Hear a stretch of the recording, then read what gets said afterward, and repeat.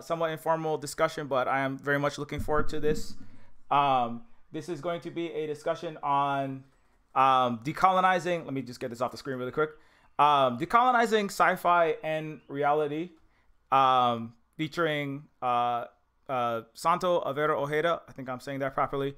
Yes. At Babby Goth. The most important thing is you follow everybody on this list. Okay, if you don't, then you don't pass the class. Okay, you don't get Silver Spook University credit. At Cybernetics, of course, our friend Saber. Dr. Chris Pai at Kavika Guillermo, and of course myself. We are going to planning to have a second one on Tuesday, this Tuesday at the same time, 7 p.m. Pacific time. For some folks who did not make it in, I apologize. Of course, this is not this. I'm very much informally arranging this, but I am looking very much forward to this discussion about a very important topic. I believe to all of us, definitely to me. Yeah. So anyway, you guys can go ahead and introduce yourself while I figure out how to make us look good. Chris, you want to go? Oh, Chris, are you muted? Sure, you can hear me, right? Yeah. Okay, Holly, let everybody know if everybody can't hear. Can you hear Holly? Oh, you can't hear Chris? I'm talking right now, if that helps. Okay, yeah, I think you're good. Okay, yeah, keep going, yeah. Yeah. Okay. Yeah, I'm Chris. I write fiction under Kavika Guillermo, and I'm a scholar. I just had a new book on video games called Open World Empire, which is about gaming and imperial violence and colonialism. But it also tries to read games as more, life-giving and reparative and queer and erotic and so on as well. And I'm also a fiction writer, like I said, and my latest book is called All Flowers Bloom, and it is a speculative fiction narrative about two souls that reincarnate through several lifetimes, 30 something or so lifetimes, all the way from about 400 BCE to the end of mankind. And so there's a lot of weird speculative fiction stuff going on in my world. I'm at UBC in my office at the University of British Columbia, which is on traditional, ancestral, and unceded territories of the Musqueam people. And I'm also just a bit about me. I'm mixed Filipino, white, and a bit of Chinese and a bit of mystery something in there. Most of my family is based in Hawaii on the island of Oahu and is mixed Black, Indigenous, Chinese, Filipino, Japanese, and white. And although I write fiction under my matrilineal name, which is Kavika Guillermo, I do not myself identify as Indigenous. I do not identify as Indigenous, which I feel like is getting more important thing to continue to articulate for those of us who are not within, who don't identify as Indigenous. But I also don't want folks to mistake me for speaking for a larger community. I'm only here representing myself as I can. So happy to be here, and thanks for Silver Spook for inviting me again. Definitely happy to have you. I just want to say I am presently reading Open World Empire gradually. I was just reading some more. It's very, very interesting. Very much worth a read for anybody. Anybody who likes Neofeud and the stuff that I do will probably find a lot to a lot of interest in that particular book. So yeah. Anyway, thanks a lot for being on.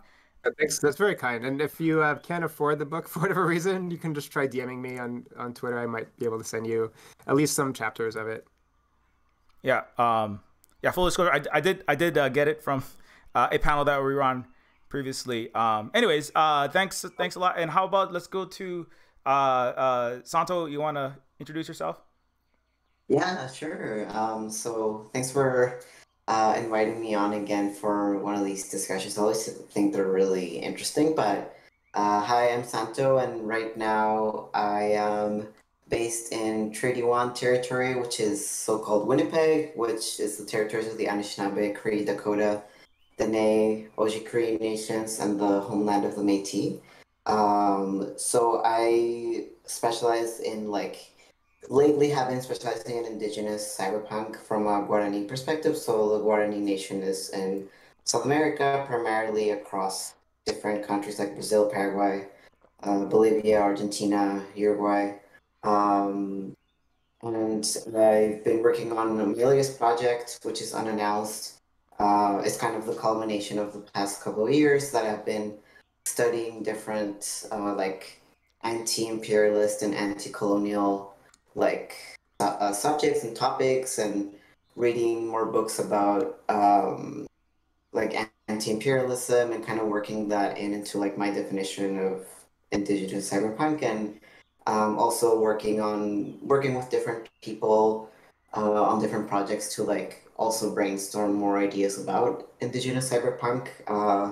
So the project I'm currently working on is very much focused on like trying to create an alternate definition of cyberpunk, and seeing how it can kind of be repurposed for more like so that it's closer to being something like indigenous futurism, so that is has somewhat different concerns that like the traditional cyberpunk, but how those two can like kind of complement each other. But yeah, that's what I'm working on right now.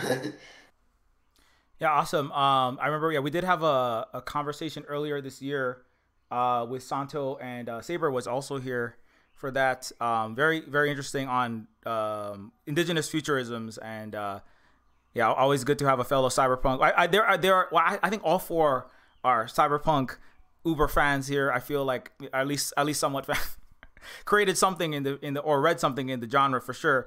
And I know Saber is definitely into the cyber space, is a cowboy cyberspace jockey, but decolonizing it, and making it more, bringing the African futurism to cyberspace. I should stop speaking for Saber and just go, hey Saber, you want to introduce yourself? Yeah, you did a good job. Yeah. So I make video essays primarily from a Afrofuturist perspective. Right now, I'm basically mainly in the sort of like knowledge acquisition phase of just trying to understand like colonialism, neocolonialism, imperialism, all that kind of stuff, whilst also trying to read as much as I can about like cyberpunk, science fiction, like solar punk kind of things. And and eventually I'll be like creating more content on those specifically. But I felt like it was important to really try to understand things like uh, colonialism, and of course decolonization as well. Um, yeah, my last few projects have involved like talking about um, like what's going on in what happened in Britain in terms of like the Windrush generation, and a few situations that many people may not have heard of involving, for example, the genocide in Kenya in the mid 20th century at the hands of the British, and as well as a very interesting trial involving the Mangrove Nine, which involved pushing the first case of them pushing back against successfully pushing back against police brutality in the UK. Um, well, at the very well, in the sense that like it was the first sort of acknowledgement of racism in the police force. So yeah, so that's kind of what I've been working on, making video essays and things like that. Currently, and this is like very in line with this stream, which was very like convenient, because when you hit me up for the invite, I was like, oh, conveniently, I'm like reading about I'm reading a book called the An Unkindness of Ghosts, which takes place on the generation ship, and is about the a lot of the struggles that take place on Earth in terms of the oppression that like non-white people face and stuff like that, and then kind of looking at how that can play out in a generation ship going to, or allegedly going to a new planet, right? I can probably talk more about that specifically in a little bit, but yeah, I guess that's about it for now. Awesome. I had some kind of jumping off point questions for us. I seem to have lost them in classic cyberpunk fashion, having malfunctioning streams because I'm on the cutting edge of figuring out how to run these kind of things. But anyways, no, but there's the main kind of thing I wanted to kind of center around was I guess I think this could go in a lot of directions, but I mean, there are a few kind of main topics. I think I kind of discussed them briefly in the tweet. Exploring space without settler colonizing. That's a huge topic. Coding alien fantasy races without racism. Is that even possible on planet Earth as it is? And of course, like ditching tired Yellow Peril cyberpunk tropes for less racist and Western fear sort of and colonial and imperial norms, particularly in cyberpunk. I would say, and so like there is a lot in any one of those, probably more than anyone can kind of bite off. Currently, I'm kind of my thing that I'm currently wrestling. If you don't know who I am, I'm Silver Spook. I make a cyberpunk adventure game called Neofeud. That's in that trailer right there, unless it's not coming up. I am a cyberpunk creator, Native Hawaiian, Kia'i, protector of our sacred mountain, Mauna Kea, here on the Big Island of Hawaii, under ongoing illegal occupation by the United States, white supremacist. Thankfully, dying the death of 1,000 cuts empire. But I am a Native Hawaiian. I do talk a lot about Native Hawaiian issues, but I'm not going to go too long on that because everybody mostly here knows who I am probably by now. But for me, like as I'm working on the sequel to Neofeud 1, which is Neofeud is an anti-capitalist, anti-imperialist kind of dealing with race and class and decolonization of, or at least kind of like a response to a lot of the cyberpunk tropes, which to me is a lot of time is upper middle class white, NYU graduates and San Francisco drone programmers, LARPing, ghettoized person of colors, poverty experience, high tech, low life. It's like being a Hawaiian as a blood in the ghetto of downtown Kalihi, or being forced to sell drugs not things that you want to do to survive, but then glamorizing that, putting neon green mohawks and sleeveless jean jackets and retractable 50 caliber cyborg arms on your hands.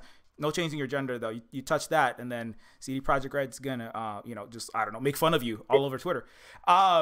So it's this kind of like, so Neofeud is very much about like kind of a satirical, but also very serious, like kind of rip on all of that at the same time. And also it's a very personal experience, but it's also a very universalized experience, a universalized discussion that is applicable to anyone, not just to people from Kalihi Valley or from the not so nice side of the coconut trees, as I often describe.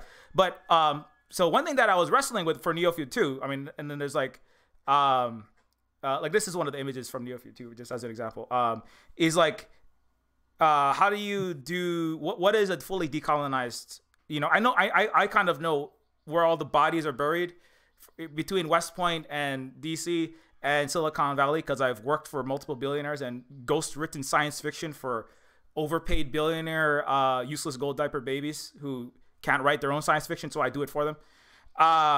And so I know what they think and how they operate and how this kind of plutocratic hellscape that is the cyberpunk dystopia we live in operates. But then, like, what does it look like to not be that? And like, and it's a question that I kind of wrestle with, like, am I even qualified in a lot of ways? Which is kind of like, am I gatekeeping myself? But also it's like, just as one example, I'm going to start rambling. Like when I was thinking about like an alien, a non-human race, and I was like, okay, so it's a non-human race. It's going to have, what X and Y characteristics, like, and how do I do that without it kind of like recreating, I don't know, like obviously the Tolkien orc tropes, right? This kind of dark horde of people coming in to destroy X and Y and Z, or without space, without settlering, colonizing, right? Because kind of like the one thing I was thinking about was like, well, every people, the Hawaiians, explored thousands of miles of, 1/3 of the Earth's surface with the rest of the Pacific peoples to arrive, right? So everybody arrived at some place at some point in time, right? But how do you do that in a science fictional setting? Like, or in my case, Neofeud 2 takes place in a multi-interstellar civilization. But how do you do that without like how much alteration of the natural environment? Like in The Expanse, they kind of cop out of that and they just kind of go, well, these Afro-coded people, these African-coded people show up, and then these other more white-coded people show up, and then they fight over it, and then the bad settler, the bad apple settler dies, and then but then after that the good Earthlings show up, and then I don't know what happens in season 5, but it's kind of like how much interference in the environment is too much interference, and now you're a settler, now you're destroying the ecology, now you're altering too much, and how do you arrive in a new place, right? And not be terrible, right? Like if Europe is literally everybody's dying of famine in Europe, and you're like, well, I'm gonna leave and I'm gonna come to a new world. How would you arrive in a new world, or should you arrive in a new world at all? Is it possible to arrive in a new world at all, or should we just stay on Earth forever and ever and blah blah? I don't know. That's a question that I'm kind of thinking about and discussing, and I've talked for too long. So let me hear what you all think about that. Whoever wants to jump in with something. I guess one thing to consider is that like I think before we try to go anywhere, we should try to improve the relations between each other, I guess, to form like non-exploitative relationships here, to kind of use this.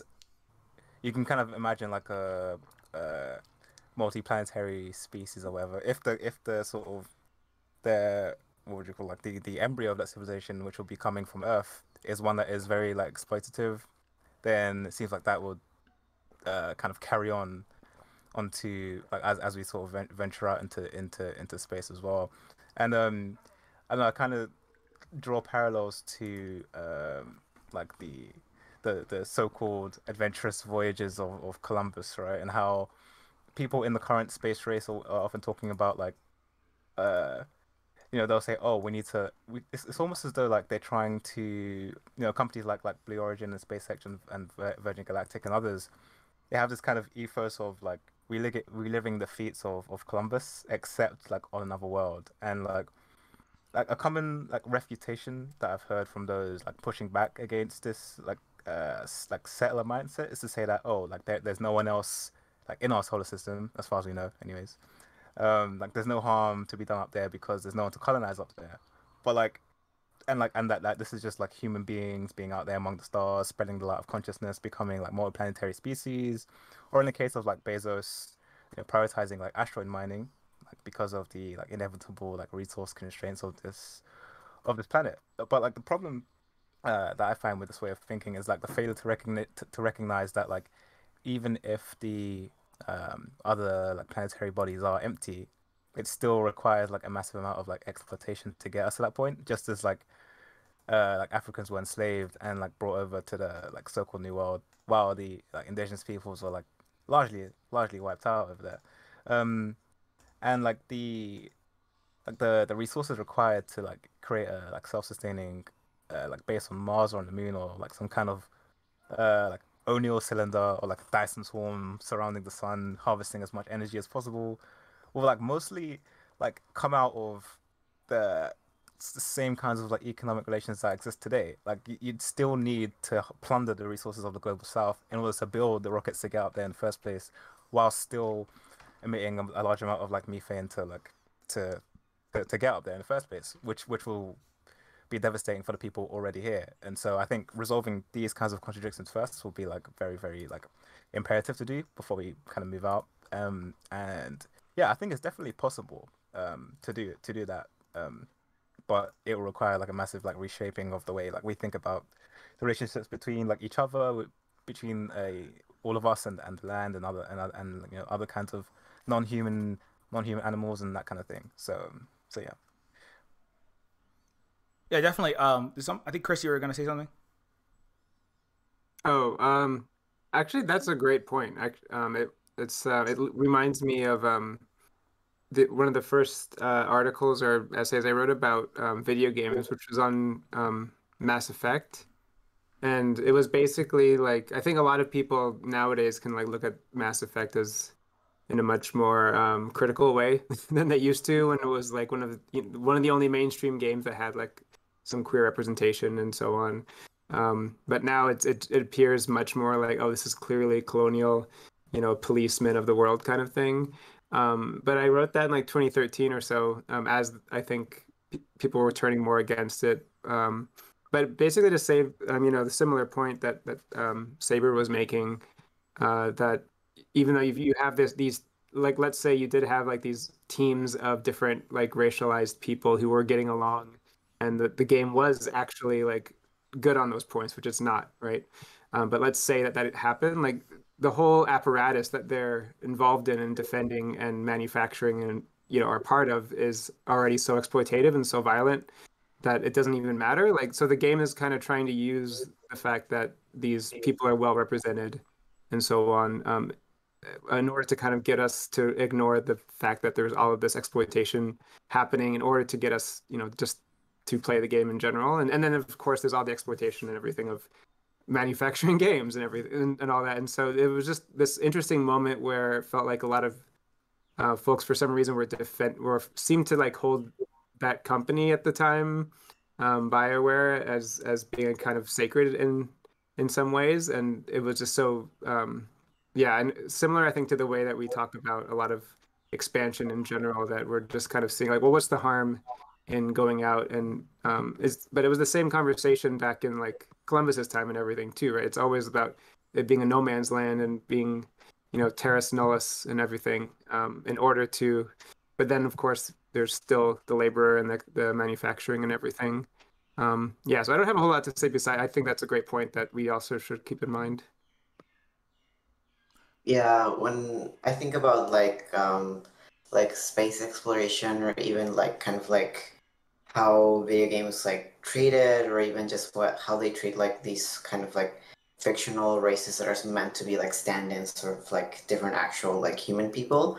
I know especially with Mass Effect, it was very pronounced with like Andromeda when that came out. I think that was kind of like the peak of like their exploration with that, and being like a very colonial setting that where you're kind of just like the purpose is to go in and like get that like uninhabited land, so to speak. And but even though there were like aliens living on it, I think that like especially with like fictional races, it can get tricky. I think it's definitely possible, like treating like like how it measure like space exploration and fictional races, but yeah, like there definitely has to be like that link explored first.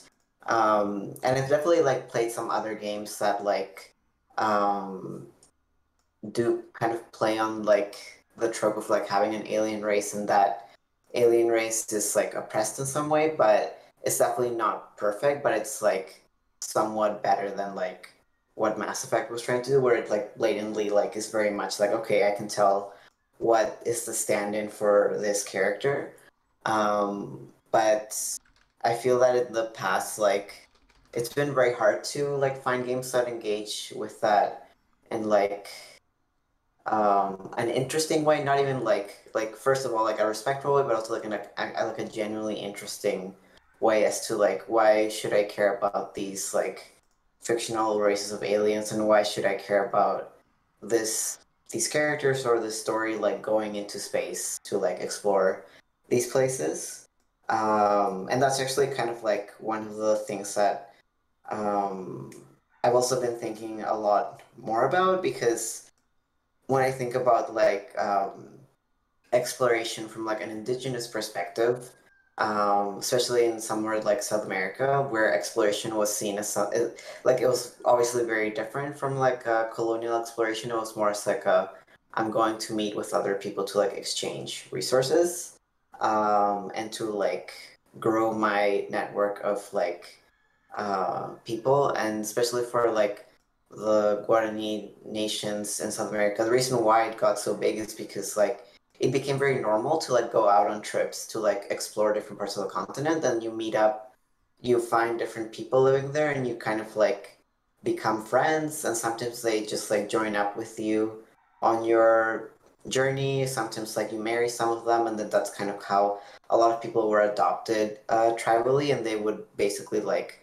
all become like almost like long distance relatives. And that's also like one of the ways how like corn was spread throughout like all of the continent, where like it's originally from one specific place like in Mexico, but then because people were trading it and meeting up with each other, like it spread throughout the whole continent. So that's also like something that is kind of like also in the back of my mind, like thinking about how to apply that to like something that is still hypothetical like space exploration, and how would a story look like of like indigenous people going out to space to like meet other indigenous people that live in space. I think that's kind of like what I want to do next in the future, but just don't have the capacity for it. Yeah. Yeah. Just kind of like it's a little bit selfish because I'm kind of looking at space right now, but I think this doesn't just apply to space. It could be fantasy. It could be, and it applies to cyberpunk as well. I'm looking at you, Shadowrun, with all of your elves and your indigenous culture inside of your cyber sleeveless jean jacket and your and your neural jacking inside of the. Anyways, so like, but it's like, you have to. It's kind of like I was thinking about that. Like I hit this point actually very recently where I was trying to write a. Because I'm a fan of Umurangi Generation. I played that on this stream. My friend of mine, Naftali, also known as Vasilikov, made a. It's an indigenous made by indigenous Maori creators from New Zealand. It's just released on Switch today, by the way. Everybody go pick it up if you have a Switch. And full disclosure, I may be working with them more going forward. But it is like a game that uses like the word Umurangi, right? Means red sky. And I remember Vasilikov was saying, people were saying, well, why don't you just call it red sky? Just nobody knows what Umurangi is. Like, what? Don't make it hard for people, right? And he was like, oh yeah, you're right. No, I should just call it red sky. But then he thought again later. He said, wait, why? Like, we've spent, like, I think it might have been one of these streams. And he said, we've spent how many thousands of years, how many hundreds of years, like, forced to have our language removed. Like, I talk often about how Hawaiian language was banned. And it still is banned. Technically, you got arrested in 2018 for being a college professor saying the Hawaiian words in a court of law in Hawaii. And he's like, we've had our languages banned, our cultures removed, our children removed, like in so-called Canada, killing 250 indigenous children, wiping us out. Why should I not put the name of my game in my own language now that I can, right? There's a Maori, another a politician there that has, for the first time, right, the moko, right, the facial tattoo. And everybody's like, that doesn't look professional. That doesn't look well, like, why should we have to hide our culture anymore? And I thought, like, with Neofeud, it was a very difficult choice because somebody said, well, why don't you like make a game that's set in Hawaii?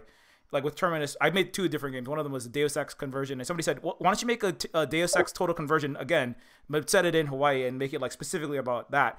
And like I say, like all my games are really about my experiences, but I universalize it a lot more. And there's a lot of reasons why I was really, part of it is like, if I ever said, well, actually Hawaii is a giant cyberpunk dystopia where everybody's starving and dying. Everybody's like, well, Hawaii's a paradise. There's like tropical coconut trees. And all the Hawaiians in the Hilton Hawaiian Village were very happy to serve me. I don't know what you're talking about. Colonialism was great for Hawaiians. That's what they all say. Plus, we gave them electricity and roads. I'm like, no, you didn't. We had the most advanced civilization on the face of planet Earth and the highest literacy rate. But that's too much to explain on Steam front page, right?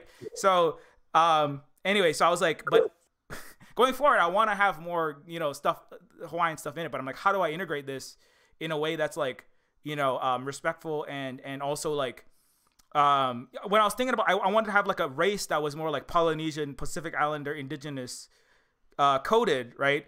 I don't want to just have another space elves. I was playing a lot of StarCraft, and I have multiple streams that are like why StarCraft is colonizer simulator, why Riddick is much more based in a lot of ways because it's like it attacks the space police and the space U.S. military, the Riddick universe, centering prisoners rather than the cops, and it attacks space imperialism in the Necromongers, where Mass Effect is about being the space U.S. military, right? And so I was like, how do I do that in my? So for me, like actually the Riddick universe, Pitch Black, Chronicles of Riddick, etc. was like I was really kind of a jumping off point. But I was like, how do I like really like indigenize this space setting, and also make it like believable and interesting and fun. And when I was thinking about it, I was like, one of the key things is that when I was trying to come up with like language and words. And I was thinking about it, and I was like, why is it that when you have word like the Protoss in StarCraft, they always end like Aldaris and Tarsonis, and they're all very Latin coded, and the spellings are all like Latin and Greco-Roman, and it sounds very advanced, And it's like, oh yeah, that sounds like if you say like the nail polish, it's like, well, that's boring. That's just some random product you can get in Walmart. But if you say the polish of Nail, right? Oh, that's some talisman. That's some ancient artifact. It's very powerful, right? It's like if people speak with a British, if people speak with a British accent, right? It's like, oh, that guy must be very smart and intelligent. They probably have an Oxbridge degree or something, right? But if you, bro, you still talking like one local Hawaiian, that kind, like, or if you talk like you're from down there, it's like all of a sudden, like, why is that person less prestigious, less coded, less intelligent, even though they could be saying the most brilliant thing and the solution to the Einstein-Rosenbridge calculus, but because you said it in this weird accent or in this, at the very racist, when I know this, they do this to the Bolivians, the fascist regime down there would literally say things like, it's like the poo-poo caca, and like making fun of the language, right? Because you have because Hawaiian language, and I was looking into this, I'm going for a long time, but Hawaiian and Maori are very similar languages actually. And when you look at the language, there's actually recordings of Hawaiian speaking, and in our current language, like, we have haka, we have K, L, M, N, W/V, and L, but we have like a reduced number of consonants. But when you go to Maori, they have the L, like, kanaloa is tangaroa, right? Aloha, you have very similar words. Umurangi is ululani in Hawaii. So umurangi generation would be ululani. You just dropped it, but in Hawaiian, Puritan Calvinists dropped half the consonants. And I was thinking about this because there's actually recordings of Hawaiians in France where they actually have all the letters. And I was like, how does like just the presentation and the way that you spell the words, like to the Western English speaking imperial, because I call it English a broken stormtrooper language, to the Western English speaking ear and the eye, it's like, this is a primitive language because they put repeating vowel consonant pairs and it looks like this. But if I spell it like, like hale ola or something, that's the primitive quote unquote pupu kaka language. I know that's racist and messed up, right? But if I spell it and if I spell it like it's in Elvish, it looks like it's like more advanced. I mean, I don't know if I'm like, I was like, is this something that's been enculturated into me because I'm conditioned by Western language and English? Or is this something inherent? I don't think it's something inherent to the language. I think this is something that has been intentionally done historically to languages themselves. But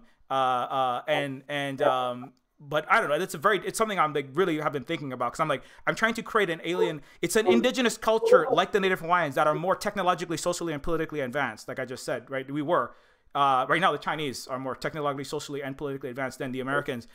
There are Americans in the West are in denial, but that's the reality because when you have a socialist, actually existing socialist indigenous societies, they tend to become much more rapidly advanced.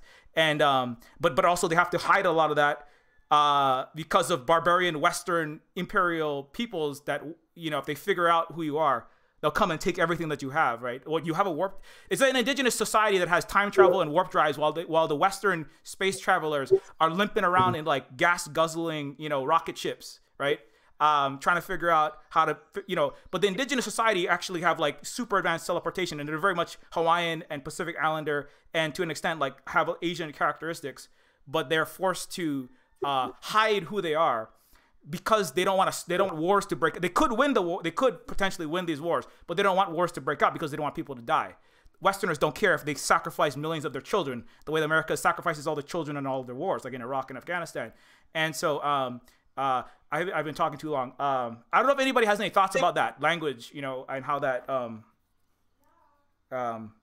Anyway, yeah, I went in a lot of directions, so feel free to take it in another direction. Yeah, no. Honestly, like this also reminds me of a book that I'm trying to get through as well by Ngugi wa Thiong'o, who wrote a book called The Decolonized Mind, and like he speaks about the importance of like language and how that like shapes the way you navigate the world, how you see yourself, and how you see like others as well, and like the importance of like reclaiming like your mother tongue and stuff like that, and how you should not necessarily like completely abandon English because it's quite convenient right now, especially to have like conversations like this, but to primarily have like your mother tongue so that you're not like colonizing your brain, if that makes sense, like so that you're looking out into the world, having like not necessarily having to rely on sort of colonizer language as like your first basis for understanding reality. And like one thing that he talks about, or he gives an example that kind of highlights. He has a few examples, actually, several examples. Like one of which is just the fact that like in the many African countries and stuff like that, these kinds of like arbitrary like boundaries that have been set and things like that um still like very heavily like define the way people see the countries today, in the sense that like, oh, you look at certain African countries and it's like, oh, over here you have the anglophone countries, over there you have the francophone countries and stuff like that. And then that division creates a kind of like separation between otherwise like, you know, the same, well, no, obviously not the same people because they have different religions, different ideology, different languages, stuff like that. But you know, it creates these divisions that were placed by colonizers the centuries ago that's still in place and still um causes divisions. Even, you know, even in the past week, I was watching, you know, looking at Julius Malema talking about this, and how the sort of people with the sort of francophone sort of prioritizing the sort of French or prioritizing the English still would see the Africans trying to speak in their native tongue as like inferior because they're not speaking French or they're not speaking English, stuff like that. And he kind of gives an example in his book where he talks about like how when he used to be in school, and I've kind of heard similar stories like this as well from like from like some relative and stuff like that, and how like in school, for example, like the teacher would like compel them to basically speak English, as similar to what you were describing before, trying to strip away the languages and stuff like that. And essentially, what they would do is they would like pass around these like buttons or like badges that people would have to like stick on themselves or whatever. And if someone was like caught speaking their mother language or whatever, the button had to be like passed to that person, and that would keep on going until the end of the day, where the teacher would go around asking, "Oh, who gave you this button? Who gave you this thing?" and trace it all the way back to the first person.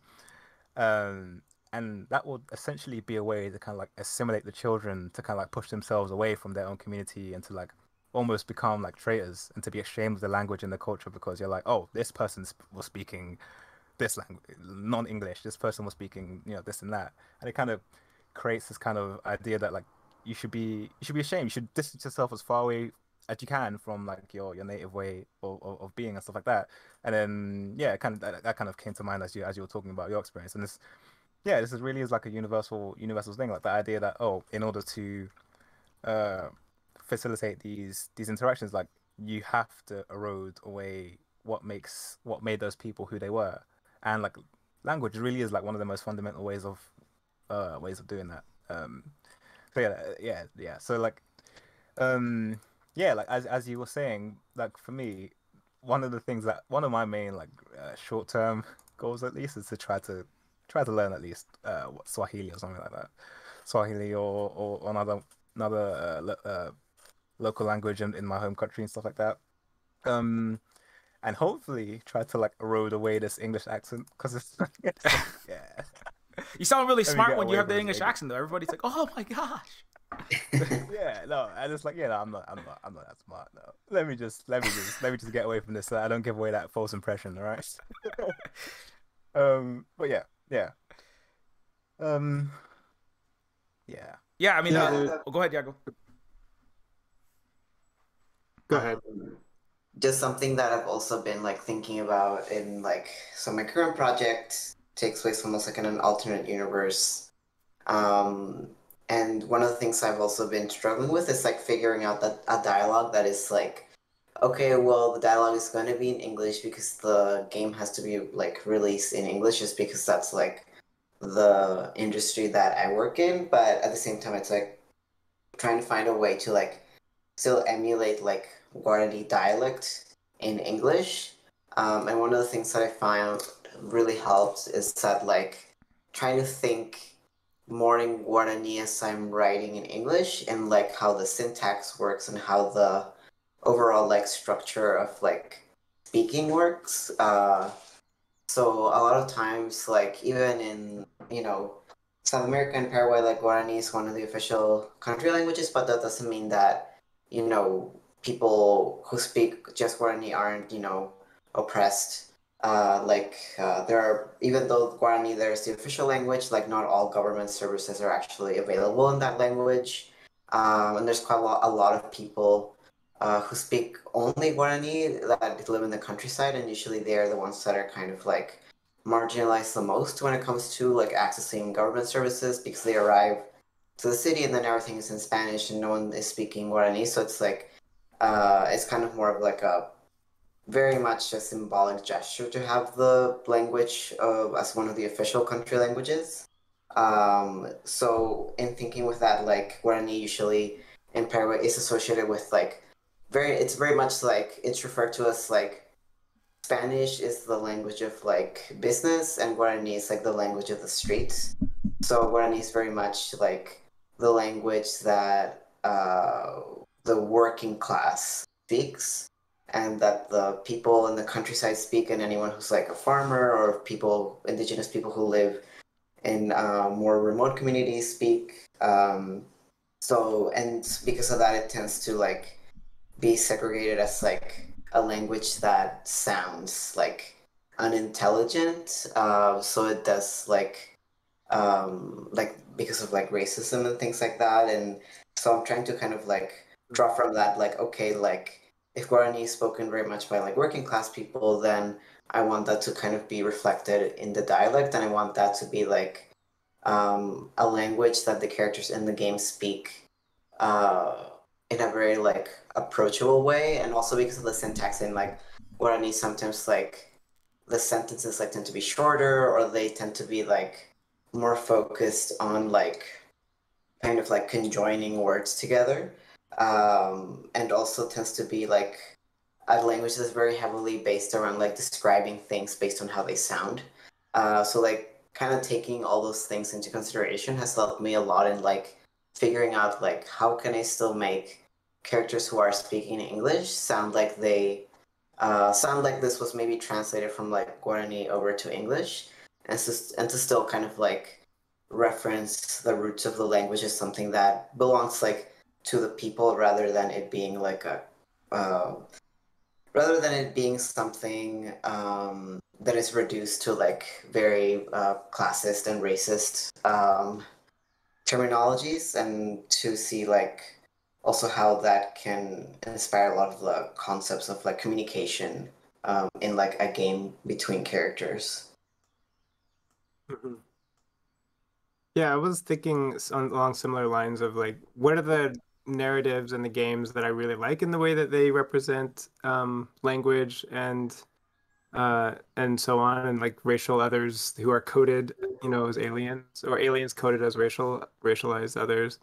Um, and I couldn't really think of any like in particular, but I was in my own work as a writer, as a fiction writer, um, in All Flowers Bloom, for example, they're going through multiple lives together, and so they're usually like the language that they're speaking is not English, even though the novel is written in English.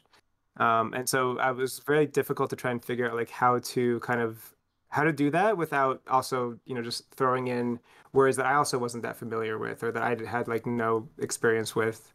One way that I tried, because it's a pretty playful queer novel, like it's not at all, trying to be accurate in the way that it's representing things. It's supposed to be, it's a kind of way of trying to dismantle and unsettle, I think, historical fiction and sci-fi. So one of the ways that I try to still, include some of that is through jokes and insults, in ways that um, are really relevant to what's happening. And the other thing that I was thinking of throughout the text was also um, the main character is almost always like the colonial, um, speaking from a kind of colonial point of view, in the way that they are kind of obsessed with trying to, they're in love with a different soul who's also reincarnating and trying to kind of find them. And of course, that love eventually turns into a power game. And so that you see a lot of different kind of instances of colonialism and privilege being played out, through this love story. And so I wanted to centralize that, like, as being like, this is, in some ways, what I was trying to do is reverse a lot of those colonial tropes that we see in both like speculative fiction and science fiction.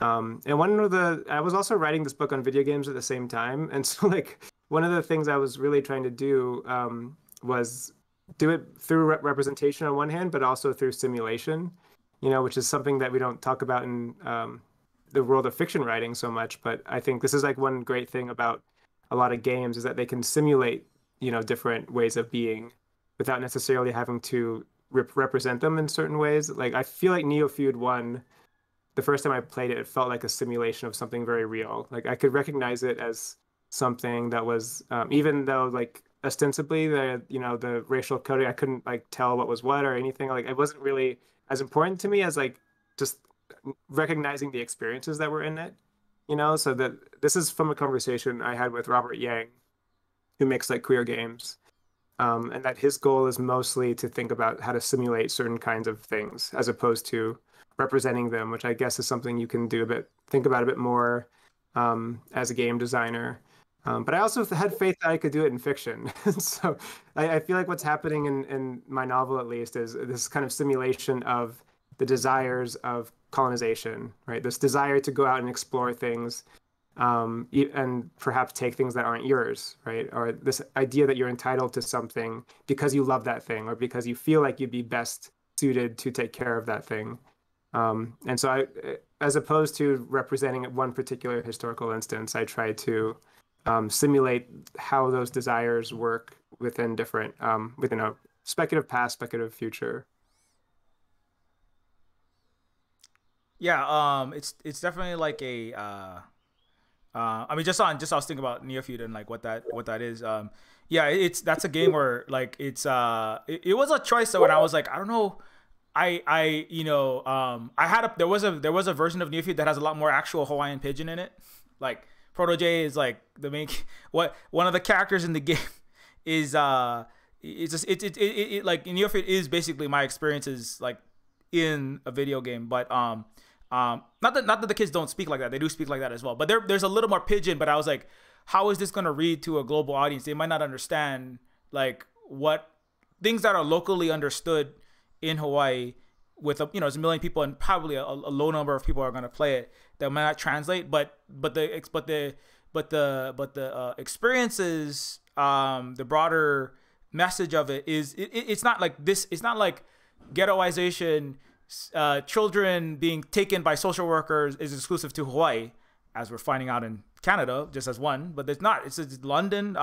Ghettos are in Mumbai. You have shadow cities in Brazil. I mean, you go to Bolivia, and then before Evo Morales, they did some help. They had some help there. It's very, very unequal, very, very Hawaii-like place. But then it is very specific in a lot of ways. To the actual.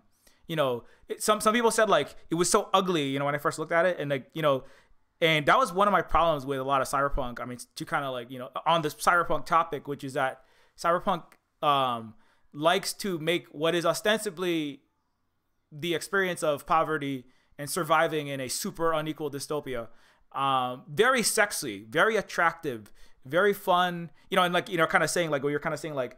It's this thing that you can come and love. Cyberpunk is almost like the colonizer looking at the ghettos that they've created after displacing, dozens of different peoples from Africa, from South Central America, Asia, Pacific, after they've colonized and destroyed and pillaged the countries to ash.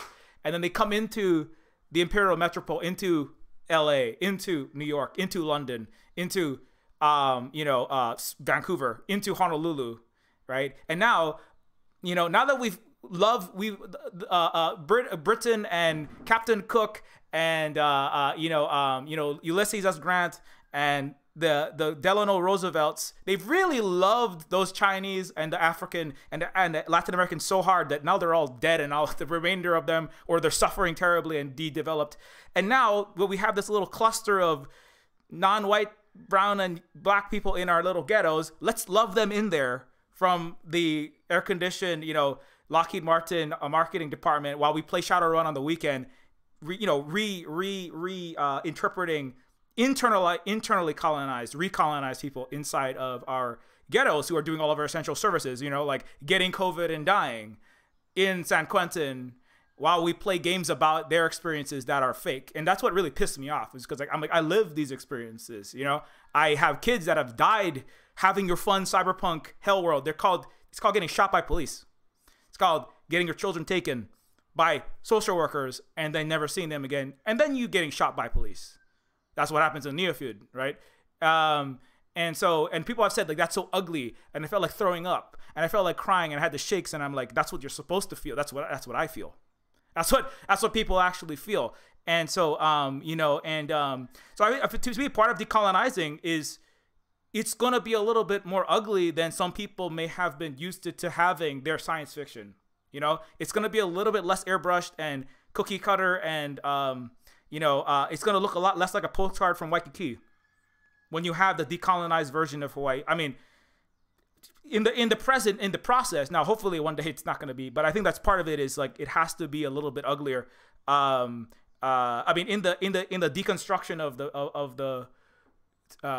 the colonial, but then also, we can't just linger in that. Also, I mean, have to look for it as well. But I don't know. To me, it's like that's like that. There's two things that have to be done simultaneously. You have to like build the new thing, but also be deconstructing the old thing. I mean, and let's be real. There's a lot of people. I mean, like the U.S. Like, unfortunately, there's a lot of people that are very much not willing to go along with because when we talk about decolonization, there's a lot of people. I feel like there's progressives. There's a lot of people in the academic world, marginalized communities, but then you have the other, I don't know, 50-70% of America and the UK who are like, absolutely not. Make America great again. I mean, they are not here for it, and so anyway, I'll stop talking now because I've been kind of going off a lot. How about like, what about like, how do you not make a racist? What's wrong with the orcs? What is up with? I don't know. How do you not do that? That's another thing I wanted to kind of talk about. If anybody wants to jump in with that, or orcs and like racist tropes. I know Nieto Corfor. Just one more thing. Nieto Corfor said, "I always identified more with the aliens in sci-fi than with any of the humans," and I guess I'm throwing that to Saber.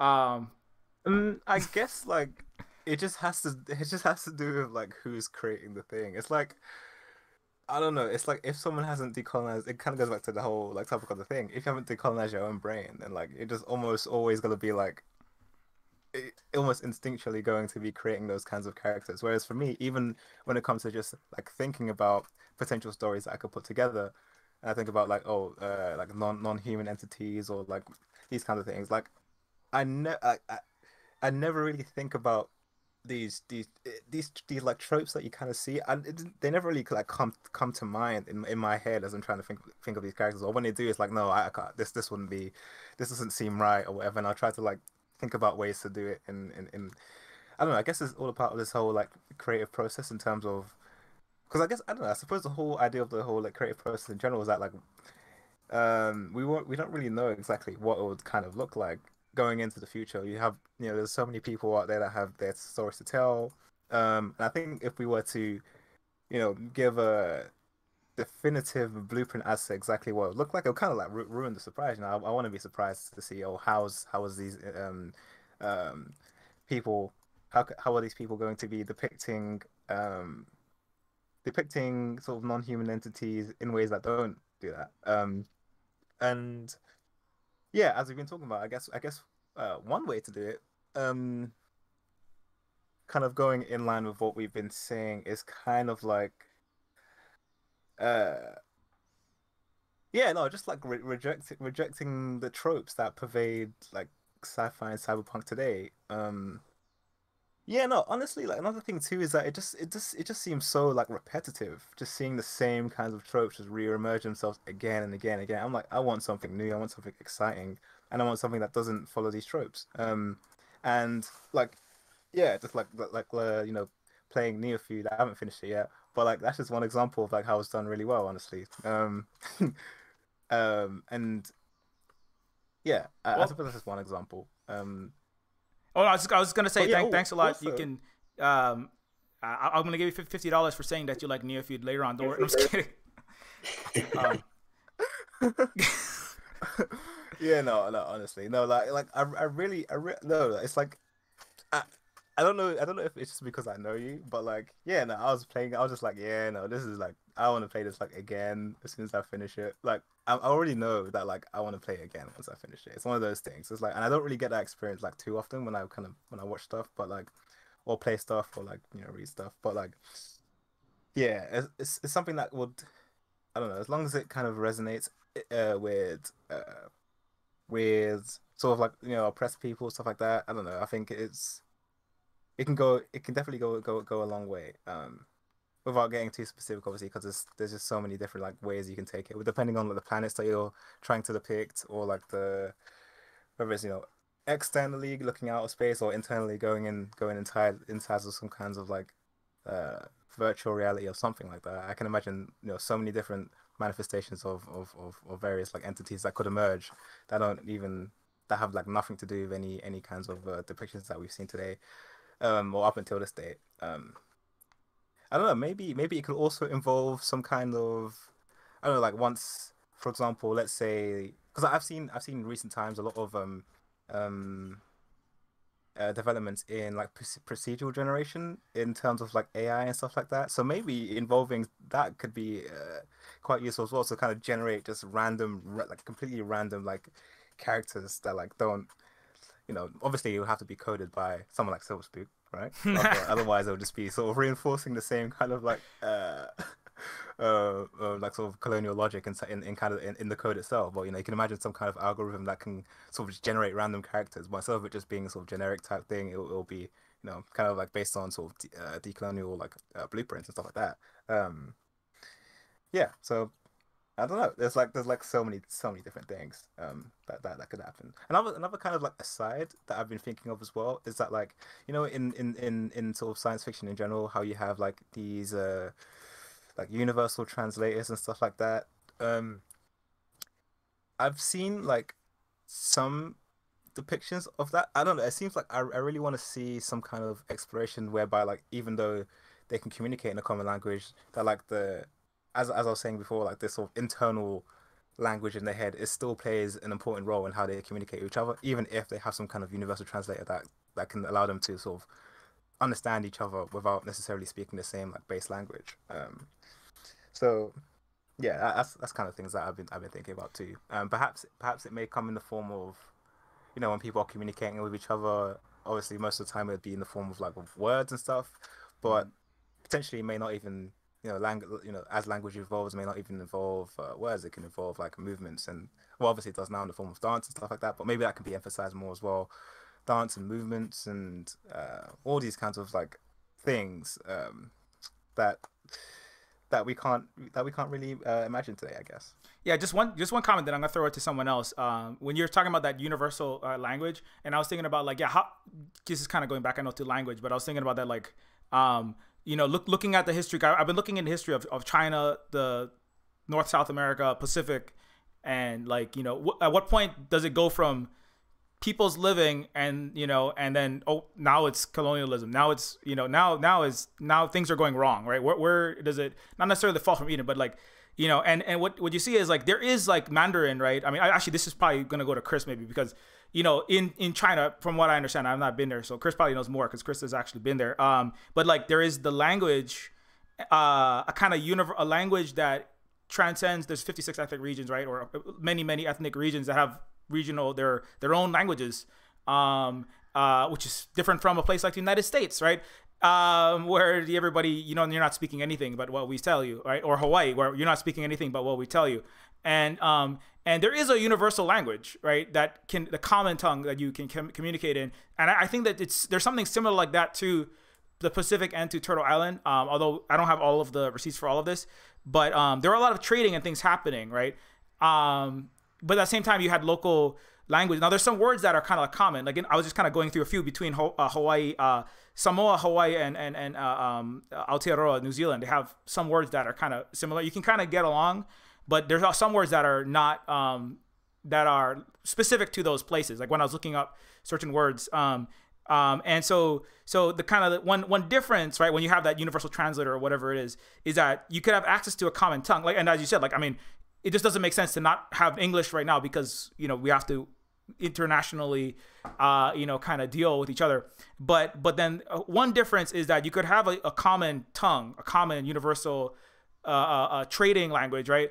But then the colonial or the imperial or the messed up peoples, barbarians,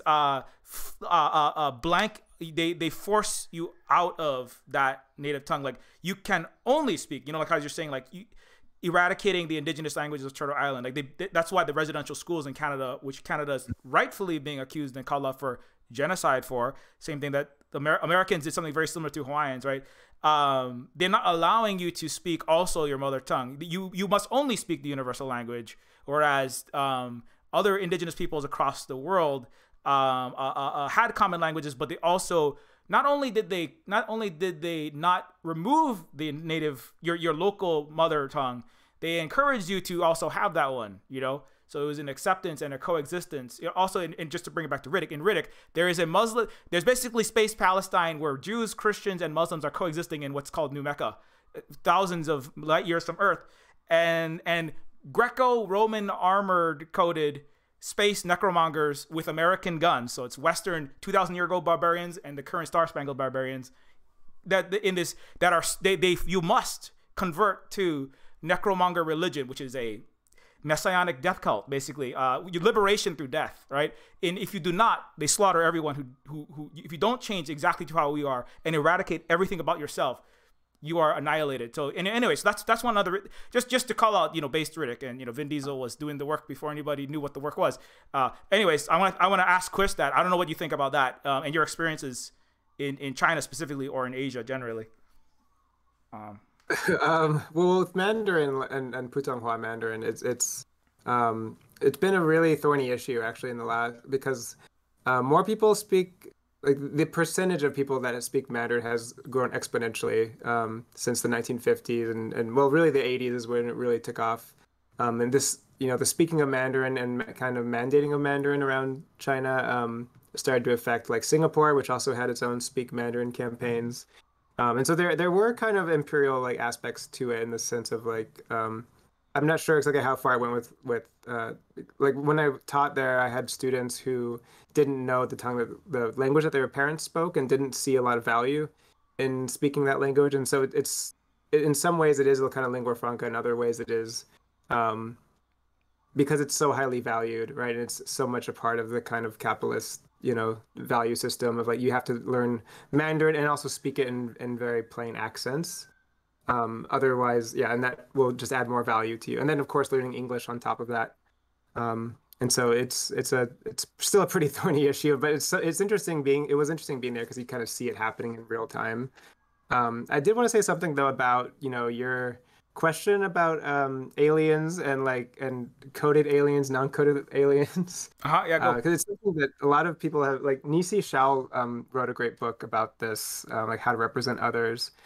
But it's been definitely a conversation spec-fic for a long time. I think Ursula Le Guin, for example, I think her father was an anthropologist, or she was from anthropology in some ways, and so she would be very conscious of how she would represent different aliens and where the aliens were coming from. But of course, decades later, when we read that work, it's much like it feels much more problematic, I guess, than it would have at the time when Ursula Le Guin was one of the few people that were thinking about like how do I represent people respectfully in science fiction. For me, there's usually, like as a writer, I think of like two different types of aliens. One is like the totally creative type, where it's like I'm not trying to associate them with any particular with any particular culture or anything like that, or region.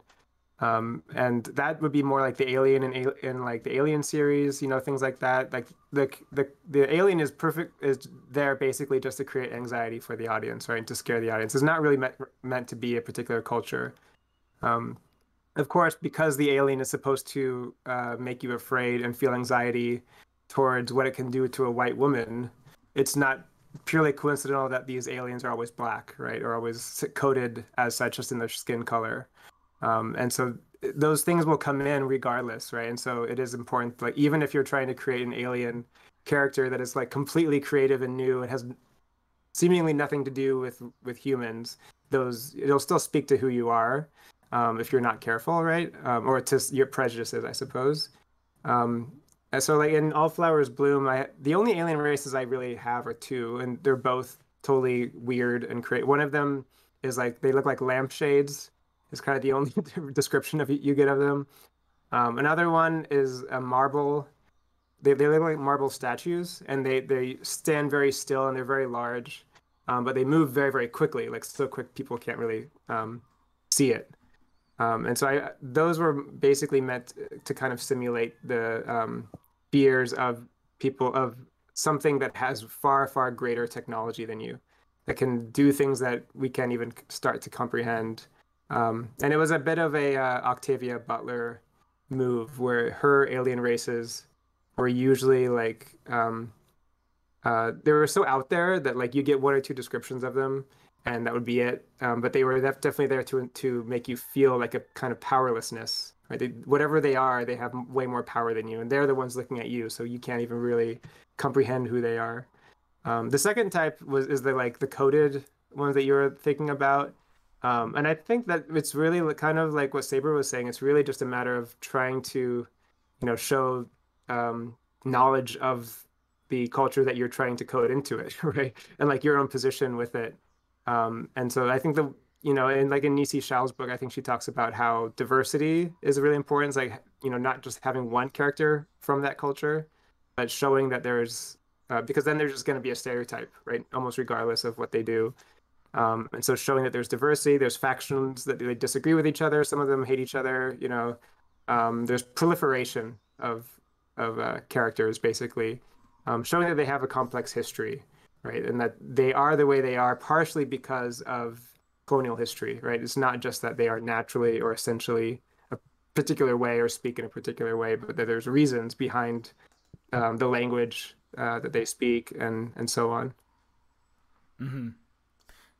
Yeah, that definitely makes sense. Yeah, I remember hearing that somebody, it was I think it was on Polygon or somebody said like, try not to have like one character represent the whole race or species or whatever, because then you fall into the like there's no one people that everyone is an architect that doesn't exist, or everyone's a nurse. I'm like, well, who's building all the buildings, right? Like everyone is a one thing. I think it was a Star Trek. It was like all the the Vulcans are all hyperlogical, and there's a lot of warring Vulcans, and that one particular race is super. Everyone's just a banker, and that's So anyway, that's definitely like important. And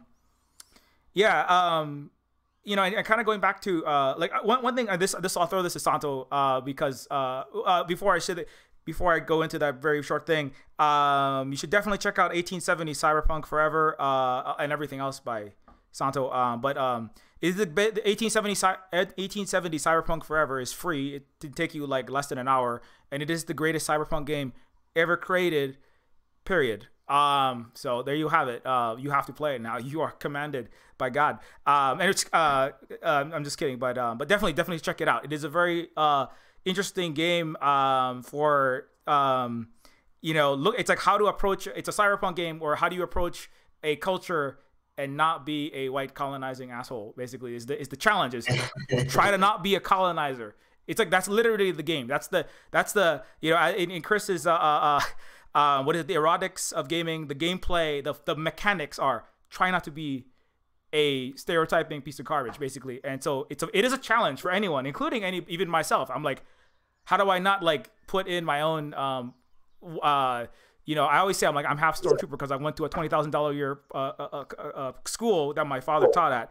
So I'm like, how do I not colonize these people here and like use them for my own personal benefit? Anyway, so I'll stop. But I just wanted to kind of throw out like how like what I liked about it is that it does flip all that on its head, and it really kind of speaks to the indigenous ways and cultures or people that are very different who don't have like the outward trapping. They don't have a giant like one of the things about 1870 is there's a giant hub city, right? It's like, or that's kind of way it's kind of described as this huge metropolis with like gleaming mile-high pyramid structures. That's what I'm imagining anyway. Like like some kind of the Expanse, the typical space opera, great Type 4 civilization BS or whatever. And then there's this jungle where there's nothing. There's just nothing out there. There's just jungle. And then you leave the city, but there's people that's actually more advanced, but they are so in tune with. And I mean, I'm reading a little bit extra into it, but it's kind of like there's an indigenous people that are living out there that are so.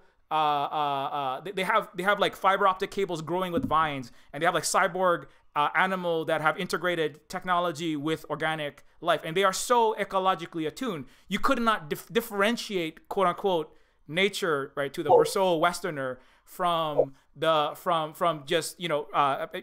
a place where they're not. But they are even like, to my mind, they're like more advanced than anything that this so-called great civilization that's very good at artifice and rectilinear building is capable of. And anyway, but yeah, I don't know, like, if you have any thoughts about that and like what you were trying to do there and like how that works in your current work.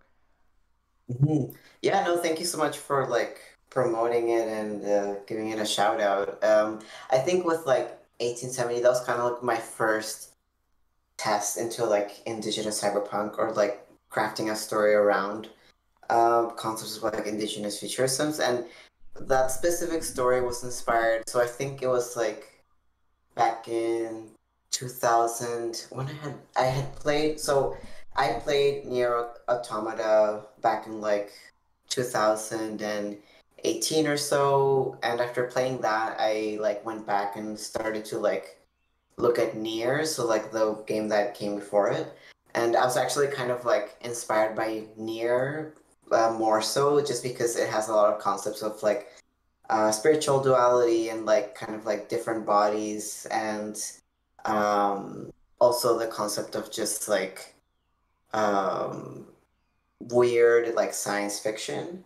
And actually, I finally got the chance to actually buy Nier, and I'm like, going to start actually playing it soon, because after reading the summary for the game and reading kind of like some key points about the world building, that's kind of like where I got the idea for 1870. I'm like, oh, what if I created like a story about like a kind of like a post-apocalypse or post-disaster where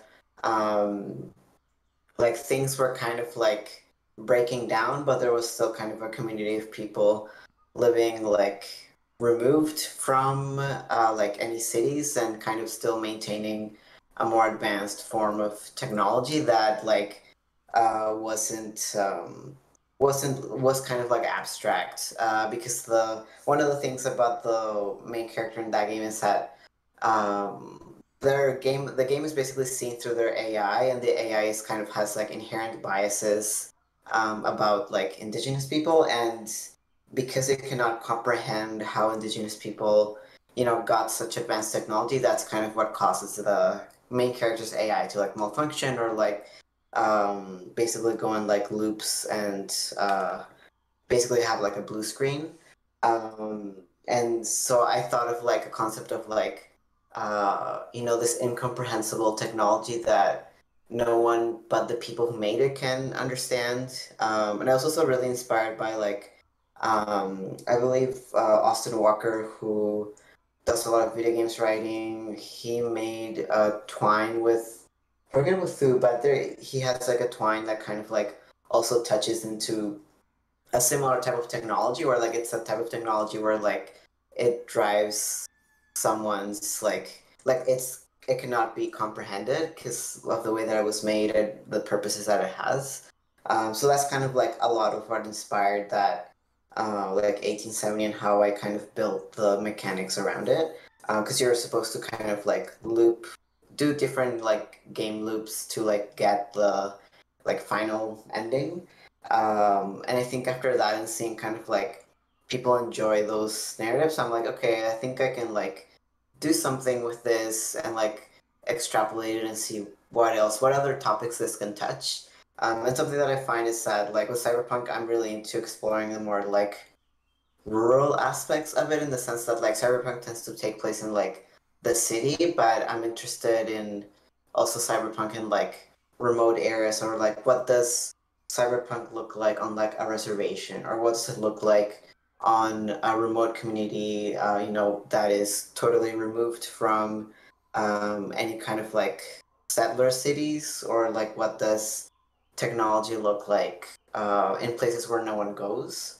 And one other thing that I was also inspired by is that like so in Paraguay, in the countryside, people sometimes like, because they don't have access to all the technology possible that is, a commodity for people that live in cities, they tend to like hardwire a lot of things, so they tend to like one example that I saw someone, I think I follow like a Paraguayan Facebook page that posts like just pictures of people doing things, and they showed a picture of like a person kind of like trying to hardwire something in their car, and it looked like there were like wires going everywhere, and like you couldn't tell where the wires ended or began, and like you could clearly tell that it was kind of like put together um, for something, but you're not sure quite. So it was that kind of like almost like that abstract idea of like what technology is, and how people who don't have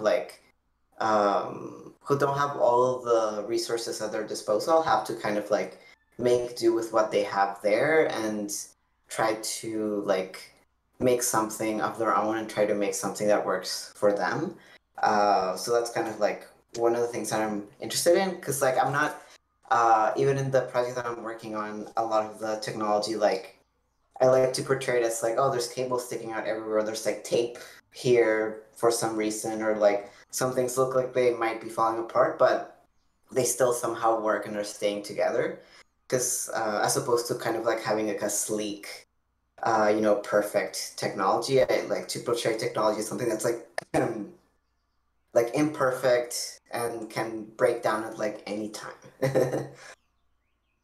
Well, technology breaking down at any time. That's very much what I do.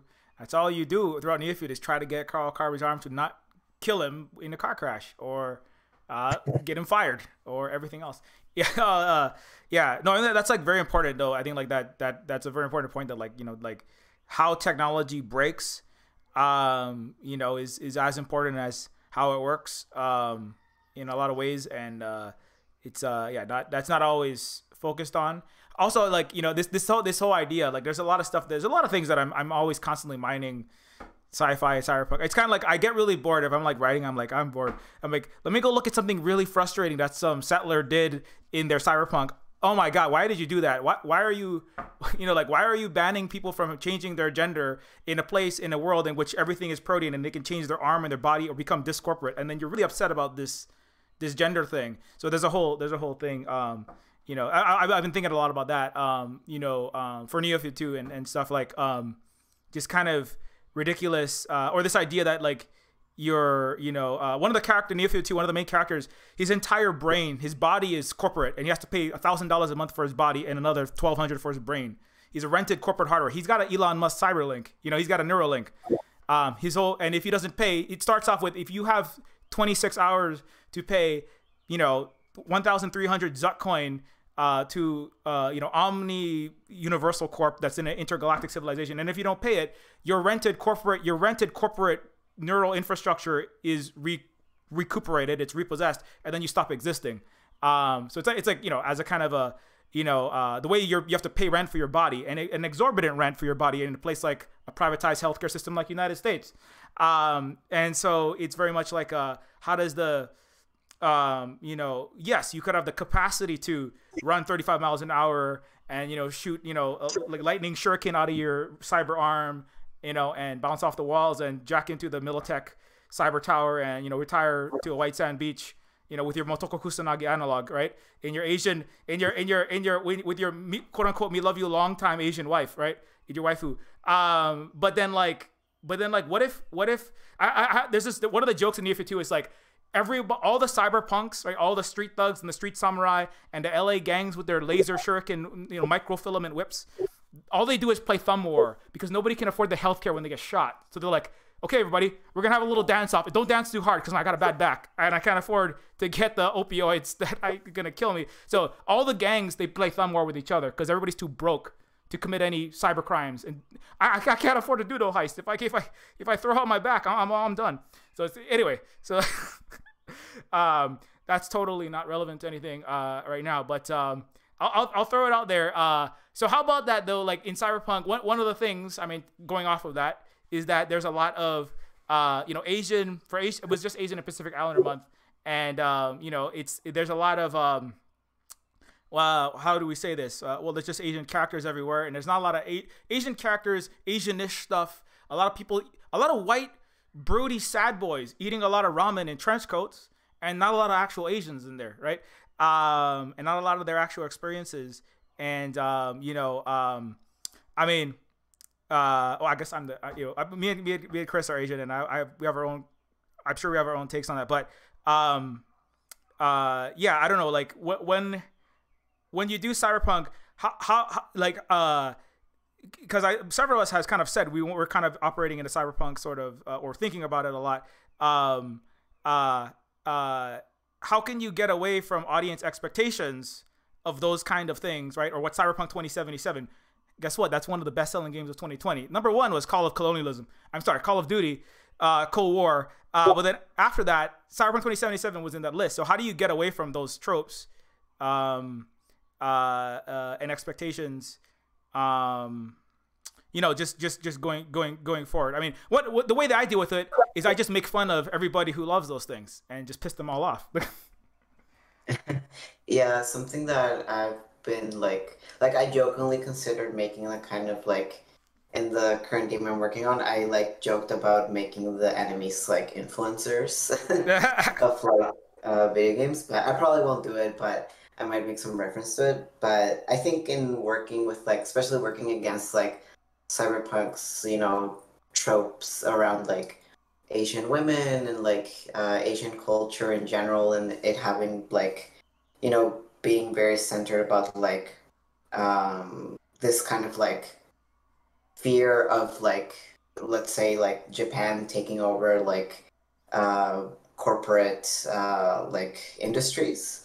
And I think with that, like the sense that I approach cyberpunk with is like usually I try to work with other people to like also brainstorm ideas of like how we can, not just avoid it, but also like do something against it. Because I'm personally very inspired by like things like Gundam, things like Ghost in the Shell, like all those things that like have also been very influential to cyberpunk as a genre.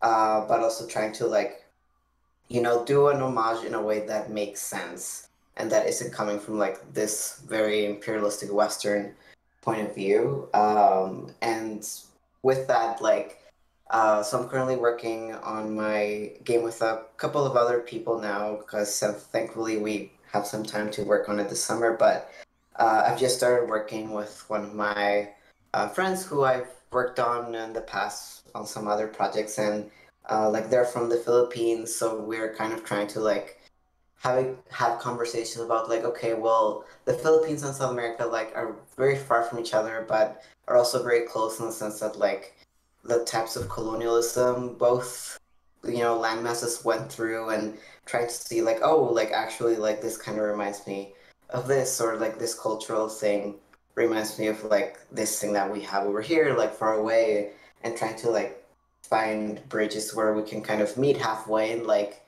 have like some kind of input. And like right now we're working together on like the actual art and the actual like visualization of the world, and drawing upon things like, oh, like rural communities, or drawing upon like more like tropical like jungles sceneries, and drawing upon anything that like we might have also been inspired by like growing up with things like anime and all that. So I think that has been like a really important part of the process for me. It's just like not keeping it all in my head and trying to like, have someone that I can kind of bounce ideas off of, and that they can also kind of like bounce ideas off of me, and like brainstorm about how we can put our like brains together to like come up with like countermeasures for that. And in general with us, it's mostly just like making sure that we're staying true to like an anti-imperialist, anti-colonial message, and making sure that like we're just very honest and respectful about like who our sources are, and like what the actual baseline is for like any type of like reference, or like referencing materials, and avoiding referencing the more tropey aspects of certain genres. Yeah, for sure. Yeah. Oh, go ahead. I think another thing that I kind of think about is just developing like one's like political education in general, and I kind of relate to my own experience as well. So like for example, as I've been kind of alluding to, there's been like this kind of ever evolving story in my head that's been developing over the past few years, and my politics has changed a lot over the past few years. But like at the beginning, when I first started to conceive of that idea, it was coming from this very strange, like almost like libertarian, like cyberpunk style thing, and I was just like, oh yeah, I'm gonna build up this company. It's gonna be like this techno, like it's gonna be very advanced. But like this is supposed to be like just the thing that I'd sort of be building up to be this kind of overpowered company. It's gonna be producing these advanced technologies, hiring these people to like fight against the so-called enemies or whatever. But like, as my like politics starts to change and evolve, I kind of kept some of the core ideas, but like slowly but surely the company itself was like slowly transforming in my brain into like the antagonist, and it was kind of just like happening as I was trying to like understand the system that we live under and stuff like that. And it was so that's one of the things that I'd kind of say is that like kind of tying back to what we've been talking about all this time, and that it's just like you know, in addition to that, even as we were talking about before with you know, when you look at certain like alien cultures and stuff like that, and how you only see like one sort of representation of that, whether it's the Vulcans or whatever, they're just like one type of person, and how like, oh, this is okay, so who's producing the food, who's doing all this kind of stuff in the background, right? In addition to like, so one aspect of developing my own political education is also just trying to have an understanding of like just dialectical materialism and stuff like that, because like when like nowadays, like when I think about a story, I'm like almost essentially thinking about like the entire like economic structure around what's happening, and how it kind of how the foundations have been set to allow the characters to be where they are. And a lot of times now when I see a lot of mainstream type of things, it just doesn't really make sense. Like how are these characters in this particular place? Like if their backstories are like happened the way they say it did, like how it just doesn't really add up. So I guess that's one other thing, I guess, that can really help to facilitate these kinds of better stories that are, you know, decolonized, and you know, they actually like make coherent sense in terms of like, okay, these characters are here, they have an entire structure that's allowed them to get to this point, and you know, they have these contradictions between this faction and another faction that actually isn't just, you know, superficial, like, oh, I'm gonna take over the universe just for the sake of it, right? They have some actual like material like reason for doing so.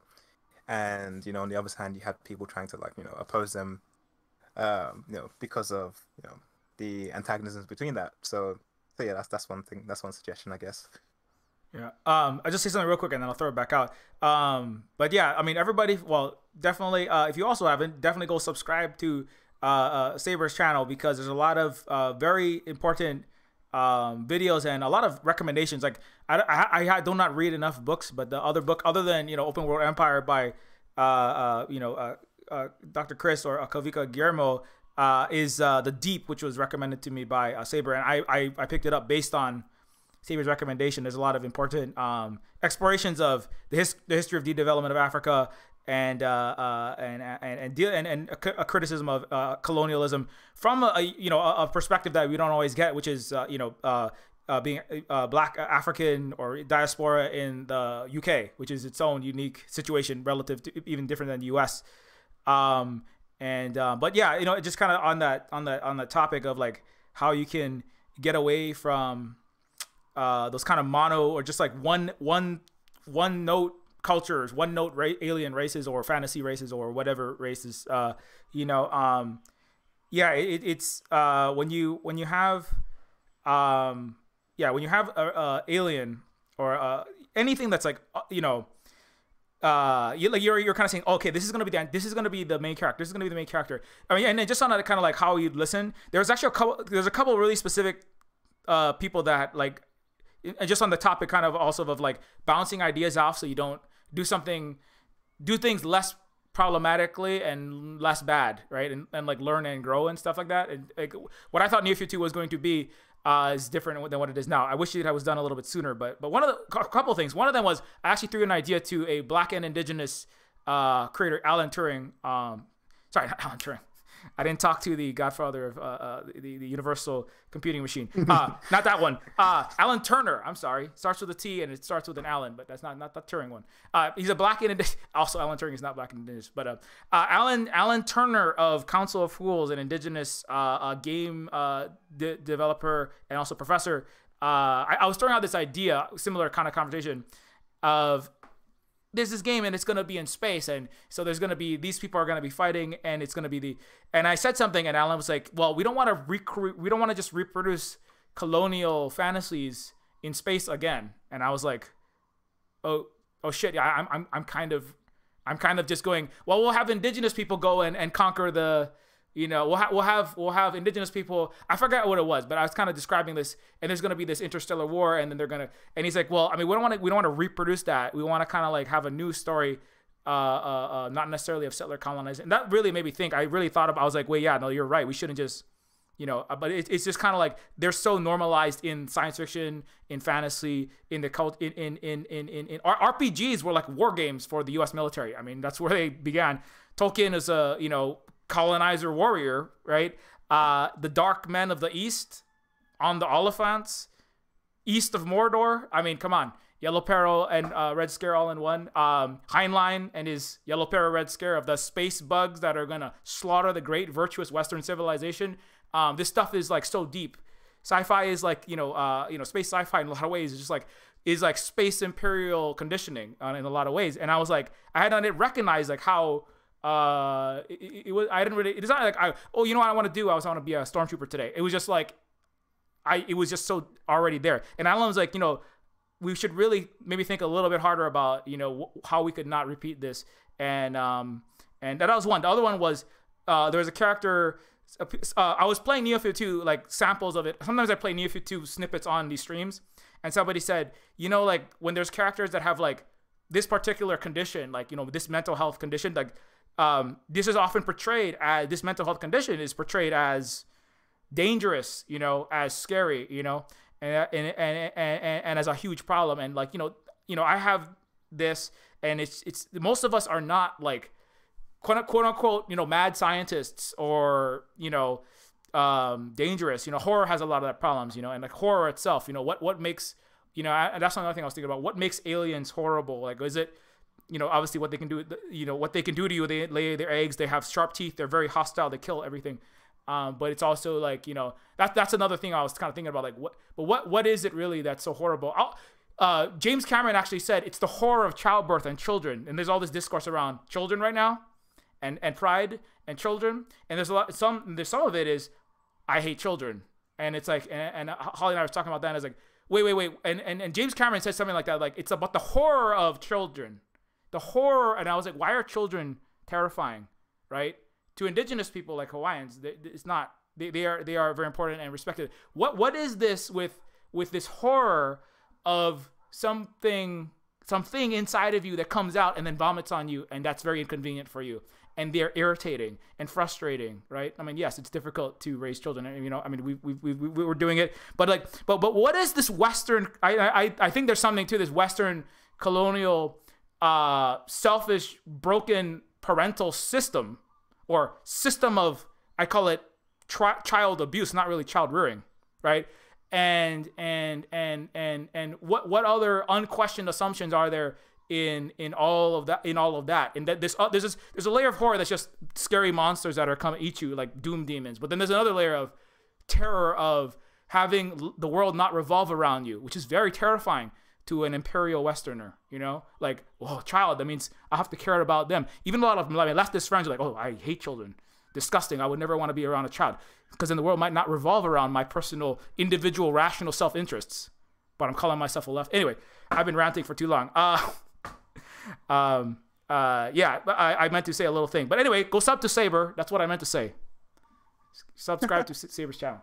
Listen, honestly, your answers are well welcomed. Honestly, like, yeah, no. Sometimes I'll just pop on some of your VODs and stuff, and I'll just listen to it whilst I'm like doing dishes or whatever. Like, well, thanks for listening. Really enjoy it. Yeah. I wanted to say something about. Go ahead. If you're not done, Saber, you can keep going. No, please, go ahead. Just about cyberpunk, because I always have this conversation with my students when we're talking about when I'm trying to teach executive fiction. Because one story I always try to include is this William Gibson story called The Gernsback Continuum, Oh yeah. where it's kind of like a writing, I don't know, you call it like a call to arms kind of thing against science fiction, where it's about this guy who has these weird trips where he's driving and then suddenly he's in a sci-fi utopia, which was a really big, genre, in the for a lot of sci-fi, it's a golden sci-fi era thing. And so everyone's like in these amazing ships and technology is good. Everyone's living their high life. But of course they're all white and they all act in very like fascist kind of ways. And the guy who gets transported to these dreams just finds them a complete hellscape. He wants to stop going to these places. And so the answer by the end of the story is like he has to watch a lot of pornography in order to get his head out of that utopia. And so this is kind of where, cyberpunk kind of comes from in some ways, of like this rejection of all of this whole genre of sci-fi where technology was just good for everyone. When actually it was very fascist in the way that these utopias were represented. Everyone was the same. Everyone, even if it was like economically good, like everyone made the same amount of money or whatever, it was still a complete like imperial colonial project. And so I still hold to cyberpunk as like having some of those capabilities, of course. Even in Philip K. Dick's work, he is also like very paranoid of the state and like trying to find ways out of it.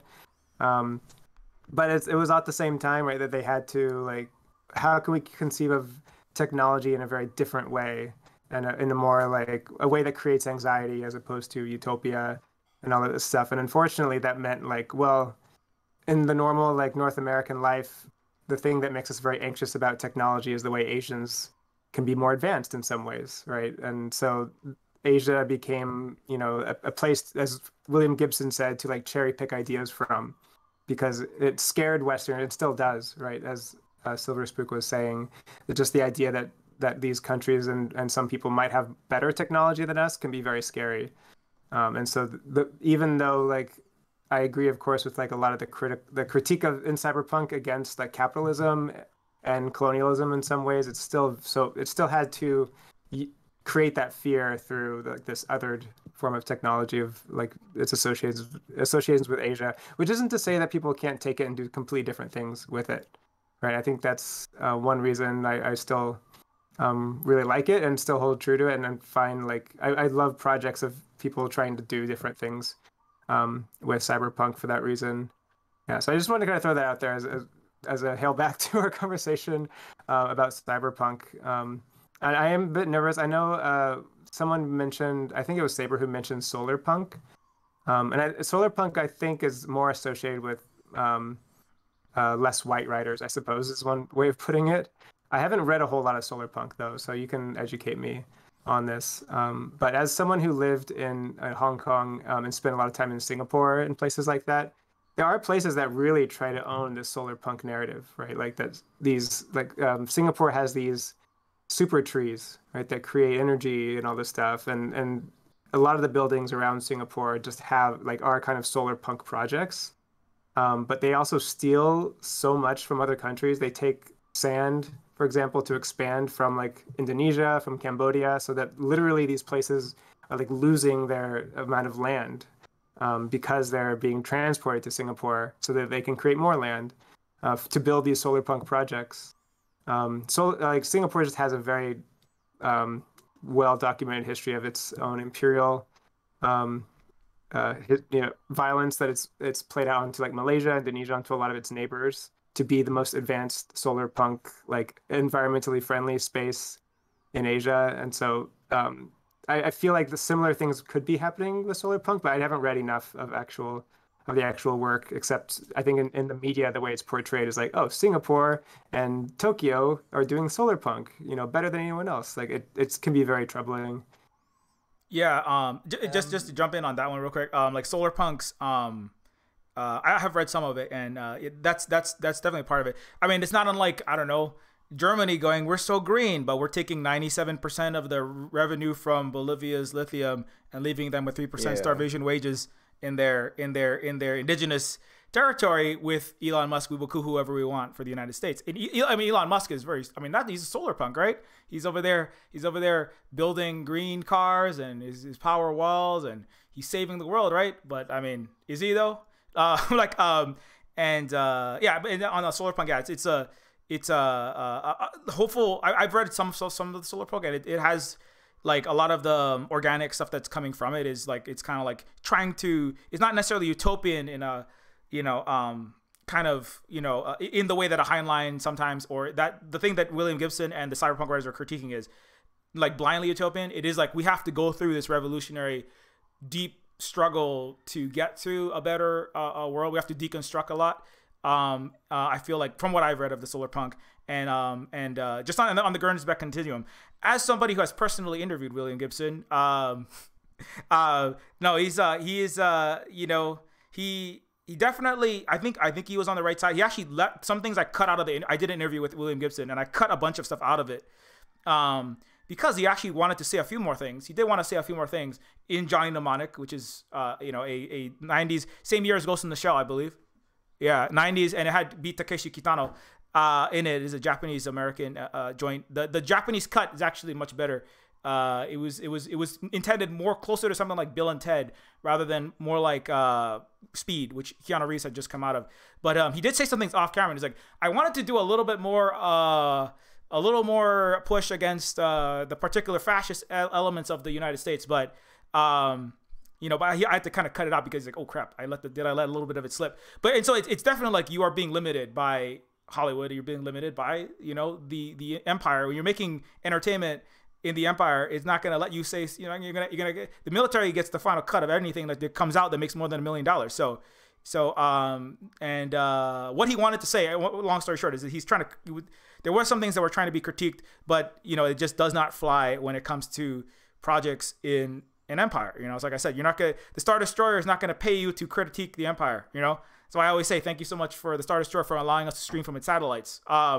Which is why we have to kind of build Silver Spoon Games the way that Silver Spoon Games is being built. But yeah, and so I kind of forgot where that was all going. I do think that like having more hopeful, like Cyberpunk does have a little more hopeful stuff, but we have to be careful that not to kind of like bury all the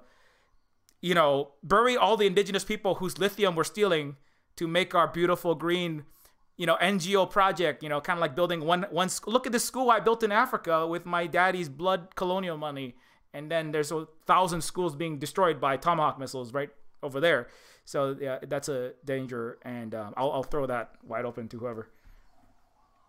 Yeah, no, honestly, like when I was trying to like change my bio on Twitter, I was really sitting there. I was thinking, okay, how can I just sort of describe what's going on in my head in terms of how I see the future and stuff like that.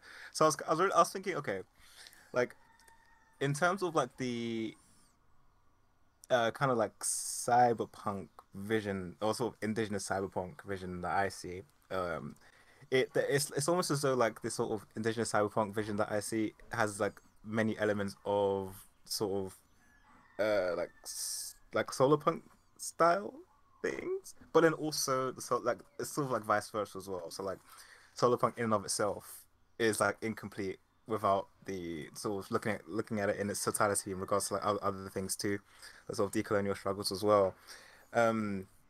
So yeah, it's like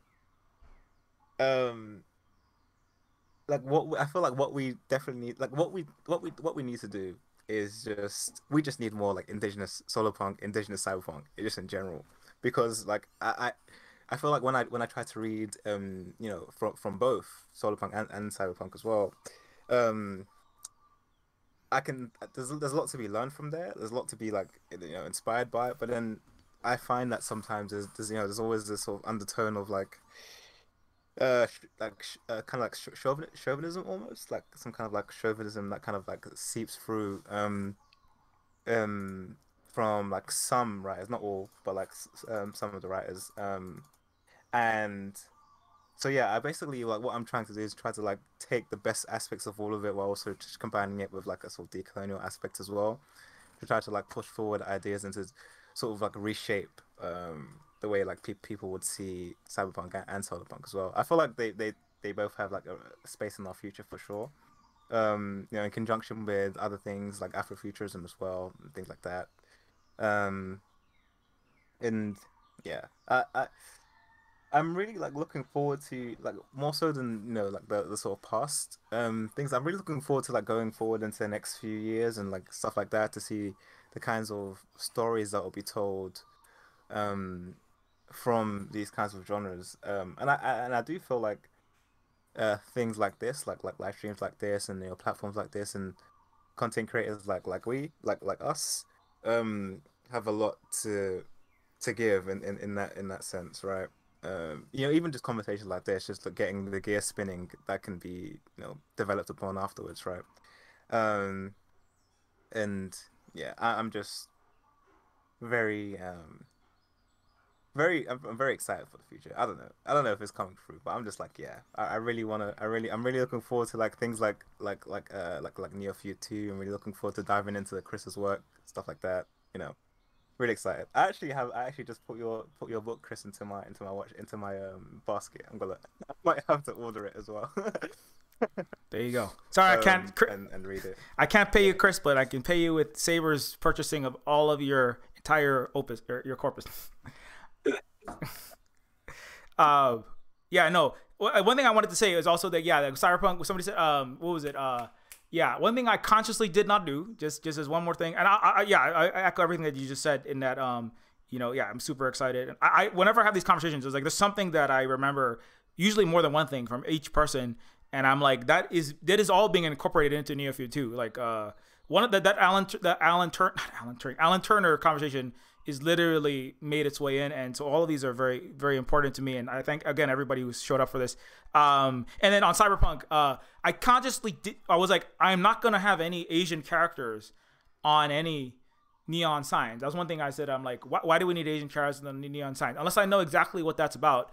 And I live and worked in Chinatown. I had a lot of Chinese students, like where I was. I'm like, I'm not putting any Asian characters on no signs. And I have friends who are like, why don't you put a kanji, put a thing? And I'm like, I'm not just gonna throw up Asian characters. I actually went off my way to design alien characters that have nothing to do with Asian designs, so that just to not have any I don't know, bogus nonsense up there. Anyways, we're coming close to the end. It is 5:52. If you gotta go early, I know some of us have responsibilities, kids. We got some here, of course, at the Silver Spook Cooperative. But yeah, I mean, like I'm gonna be on. I'm probably gonna stream more later on.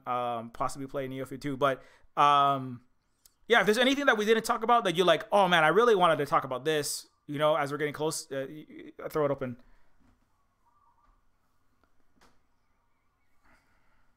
Oh, one thing actually. Going back to when we were talking about in the beginning of the discussion, talking about just space colonization and stuff like that, kind of tying it back. One thing that's been playing on my brain is just how, like, as I was saying before, and how, like, the sort of ideology behind that's sort of like driving the space race in terms of like, oh, we need to go and mine these asteroids and stuff like that, right? Like, it's not only the case that, like, I don't know, it seems like once you kind of like understand like exponentials and stuff like that, even though the asteroid belt seems like this massive, oh, it's so huge, it's like almost like, we can never run out of this or whatever. It seems like, we'd deplete that in a few centuries, judging by the current rate of growth anyways. And then, we'd be having, or like the sort of later, sort of our descendants will be having these conversations in like 300 years, be like, oh, how can we go through, and what can we do from here, right? How can we reverse this, or how can we do that, right? I can see that trend carrying on. But then sort of like leading on from that, it's just how, like, in terms of the so-called like rare earth metals or rare earth elements that they're sort of gunning for anyways, like, I don't know, I feel like just like a massive contradiction is just like how wasteful the current resources are, like how wasteful like the use of the resources are like right now. Like I think I read somewhere that like only or even like less than 1% of the like rare earth metals are like recycled in terms of like the finished product, like in terms of like the finished products, less than 1% of that's actually recycled. So like that idea that we're going out there for some kind of, because like we're running out of resources, um like in the sense that like we don't have enough to go around like right now. It's just nonsense. And like I feel like, just resolving that, kind of going back to what I was saying before, like kind of resolving all of those kinds of things, being able to share the resources that are already here and recycling and being sustainable. Yeah, I really do feel like the future in terms of like going into space can be like very, very positive, but like it just cannot happen under the system that's just like, oh, we need to own everything out there. Like it's ours for the taking. It's just, I don't know. I was watching this like half an hour video of like the showing like the immensity of the universe, kind of like zooming out, going from Earth, and just keeps on zooming out until you get to like the looking at like galaxies and like superclusters and all this kind of stuff. And then like in the comment section, I'm just seeing people be like, "Oh, we're gonna like colonize this entire like the entire observable universe." I'm like, "Oh my god!" Like, "Oh my god!" Like, is there any end to this? Like, is there no like upper bound to this way of thinking? But yeah, no, yeah, like I was saying before, these kinds of conversations kind of like restores hope in terms of having a positive future. That can also involve, being in space at some point and stuff like that. So yeah. No space. It's like you got to learn how to be humans on Earth. Before you can be humans. Good. I mean, you unlearn how to be a broken, imperial barbarian on Earth and be a good indigenous human on Earth, and then you can maybe go to space. Like, but no grown up civilizations for you. You can do it on Earth. Well, I think one just important note that I think Saber is also alluding to is that a lot of people have said this, but the idea that like capitalism is so structured in our reality that we can't envision a future that isn't just more capitalism, right? And so it's like, so what happens once we do reach the asteroid belt or something, and what happens once we do have these resources? Are we just going to keep using them to spread even further and further, as opposed to using them to actually benefit people who are at the margins of our society? And like, so it just, to me, it just kind of reiterates this whole idea that we can't change really who we are as far as like exploitative global capitalism, that's just going to keep going. And all that we really need to do then is to just keep finding more and more resources and things to exploit. Which is one nice thing to say about like solar punk, right? Is that a lot of solar punk does actually try to find like ways where we're not just relying on that system to, we're thinking more about how to like invest in the earth and how to just live, as opposed to expanding this ever outward, need, this drive, this future where global capitalism is just as rampant and horrible as it is today. Instead, it tries to envision futures where maybe that doesn't happen. It's not a complete like it's not a complete impossibility that we might change our economic system to for the better. And so I feel like that's one thing I like about it, that whereas with Cyberpunk, it does feel like things are just going to keep getting worse in a lot of that genre, right? It explores the more pessimistic part of it. And sometimes that can lead us to like envisioning futures where that it just gets worse and worse and worse. And it feels like the drive to expand is actually just accepting in some ways that kind of view that we're not gonna change. Yep. Yeah, Santo, what is the positive Cyberpunk?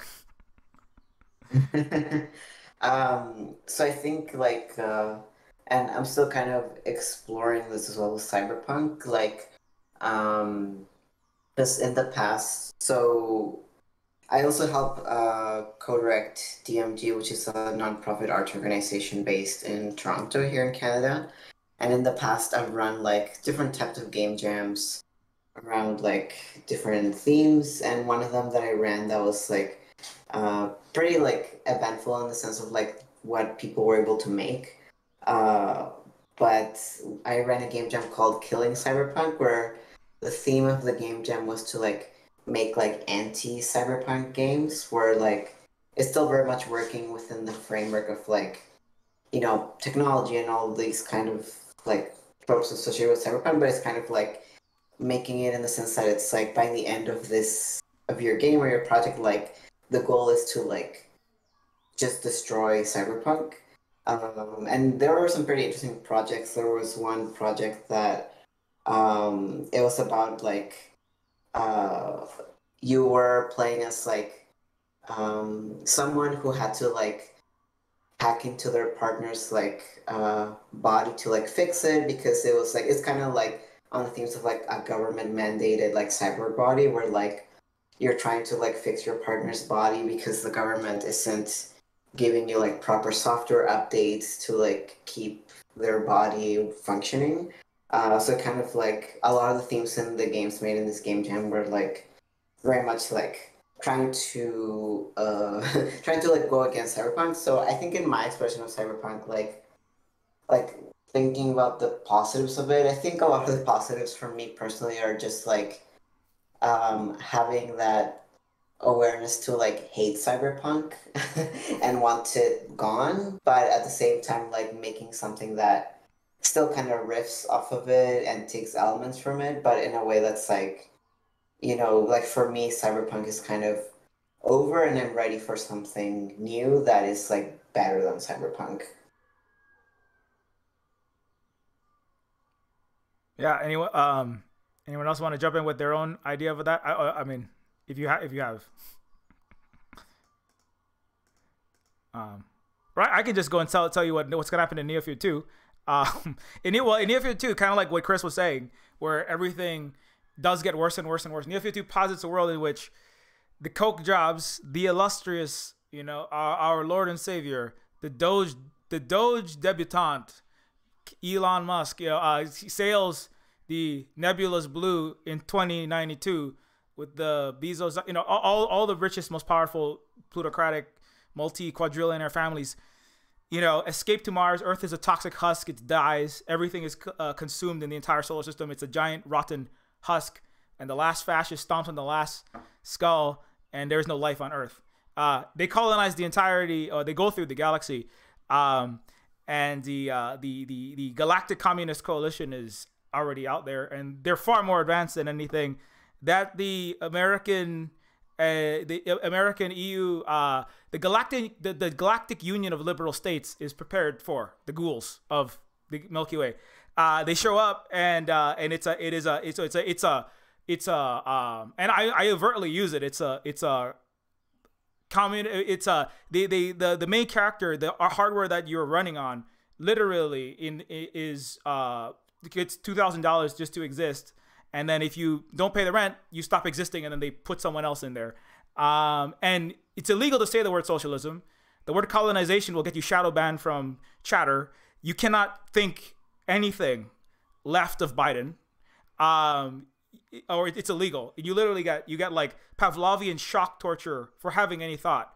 And that's part of the main character, who is a former Marine whose job it was to go to Alpha Centauri and slaughter all the Ewoks and take all the resources, and then go to this other planet and kill all of the space LV-426 indigenous aliens who were actually more friendly, but then they got coded as these hell species.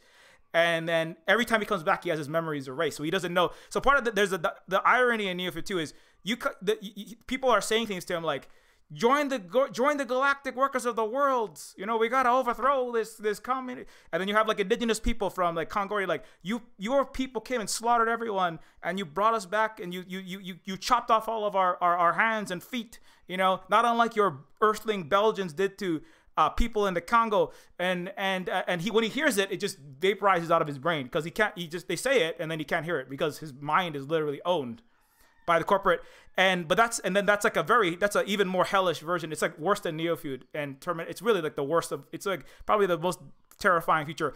And ground up reconstitute Soylent Red is a thing, which is reconstituted gamers dying in micropodments, ground up as they're playing Cyber Heist 3088, dying from the lack of hospital bills, are ground up and intravenously fed to each other as countless planets dissolve into plutocratic, annihilated waste. And so the human, what remains of the masses just get ground up. And that's the final phase of this cycle of interstellar colonization, is a final phase of America that's currently going through. But it just repeats itself thousands of times. And the only thing that stops it is they encounter a far more advanced, well, they don't realize who they're encountering, but they encounter a far more advanced native, very much Hawaiian, Pacific Islander, and indigenous coded people who peacefully coexist, not unlike countless peoples did historically in mutual aid networks, who have far more advanced warp, teleportation, and bodily transference technology, but whom the children of the richest, whitest, cisest, and straightest of Earth, who have successfully in the worst possible Earth future got to space, they don't know how to deal with this. But also the indigenous people don't know how to deal with either, because they don't want to slaughter every last human. But at the same time, they cannot allow them, right, to annihilate all of the rest of the existing peoples in the galaxy. And so it is a kind of nightmare cyberpunk parable. It's like the cancer of imperial capitalism extends to the entire of a galaxy. And it's a kind of that worst nightmare, but it's also simultaneously the greatest hope. And it's kind of a parable of what's currently happening, which is that there are some, forces that have liberated 850 million people from poverty without colonizing, to a large extent, entire continents and the rest of the world, to bring a handful of middle-class white people in Germany, the United States, and the UK. But they suffer a horrific predicament, which is that how do a self-annihilatory civilization like the United States, which is currently attempting to shoot nuclear, or wants to shoot nuclear missiles and has naval war plans for hypersonic missiles into Chinese ships in the South China Sea. How do we prevent total annihilation in the face of a potential, like, it's not a guarantee that we're going to get to a solar punk better future, but there is a lot of things happening that are potentially very liberatory. You have the technology, we have the capability to have abundance and a post-capitalist structure, but how do we avoid total annihilation in the face of a West that will go to war? It will see every human dead rather than see those Chinamen living above us, better than us. They're terrified. Or any yellow person, as it has been since the Greeks, were terrified. Or Zack Snyder made a terrible movie called 300, which is about the yellow Eastern peril coming and destroying virtuous, great Western fascist. They literally slaughter children in that, and the Spartans also did that civilization. And so anyway, that's a kind of I don't know. That's my take of, it's like, it's going to be very dark. And however, like, there is a possibility, and the possibility to me is enough people decolonizing enough brains. I don't know what the critical mass threshold for brains is out of 7.8 billion. I don't know, maybe it's 4.6. I don't know where it is. Take all of the big red buttons away from all of the gold diaper babies, the Musk and the Bates, the Bezos and the Waltons and Mike Pompeo's friends, who can't figure out, like, how to coup Venezuela. I mean, come on, if you want to do colonialism, don't get fished out of the water by the Venezuelan Socialist Fishermen's Association. Anyway, I'll stop talking, but anyway, that's my take. Over Spook, but I really wanted to hear the end of that, so thank you. I really wanted to hear about Neofeud too, but I have to run. So yeah. Bye. Good to meet you all. Yeah. Bye. All right. Yeah. Nice talking to you. Okay. Anyways, yeah. Take it. Thanks so much to Chris for showing up. Everybody do. This is probably a good time to. I know that was long. It was 6:08. Everybody do follow at Kovika Guillermo and hang out. Check out the All Flowers Bloom, I believe, and Open World Empire. Very good book and very good books. I'm currently reading Open World Empire. Anyway, we're already over time, so if whoever wants to jump in and give your final thoughts on anything, and then anything else about yourself. Yeah, no, thanks for giving us the chance to, like, chat a little bit more about this. And I think going forward, like, I'm just gonna keep thinking a lot more about, like, Cyberpunk and, like, how I can change into, like, what I need for the games that I want to make and for the different stories that I want to tell. But yeah, no, I think there's a lot of like good ideas happening out there, and I think hopefully going to see, like, more projects around more innovative ideas around Cyberpunk. But it's pretty late where I'm at, so I'm going to hop off. But thanks again for inviting me over, and I will keep an eye out for Neofeud too. Yeah. Thanks so much, Santo. Again, everybody definitely go. If you probably many people probably are, but do follow at Babby Gotha and check out Santo's work. Become a Patreon and support very important indigenous cyberpunk and a creator of other awesome works. And yeah, have a good rest of your day. Yeah, take care. Thank you. Yeah, take care. All right, Saber. All right, I guess it's my turn. Do I gotta do an outro now? Yeah. Go ahead. Whatever you want. Okay, cool. Well, yeah. Well, as always, it's always wonderful talking to you. Yeah, appreciate it. And yeah, I have some interesting projects in the works. As I said, reading the An Unkindness of Ghosts, which will make its way into a video essay, hopefully, sometime soon. I've given up on giving dates for when videos will come out because who knows. But yeah, it should be out sometime soon. Have some interesting collaborations coming up as well. That will be fun. Let's see.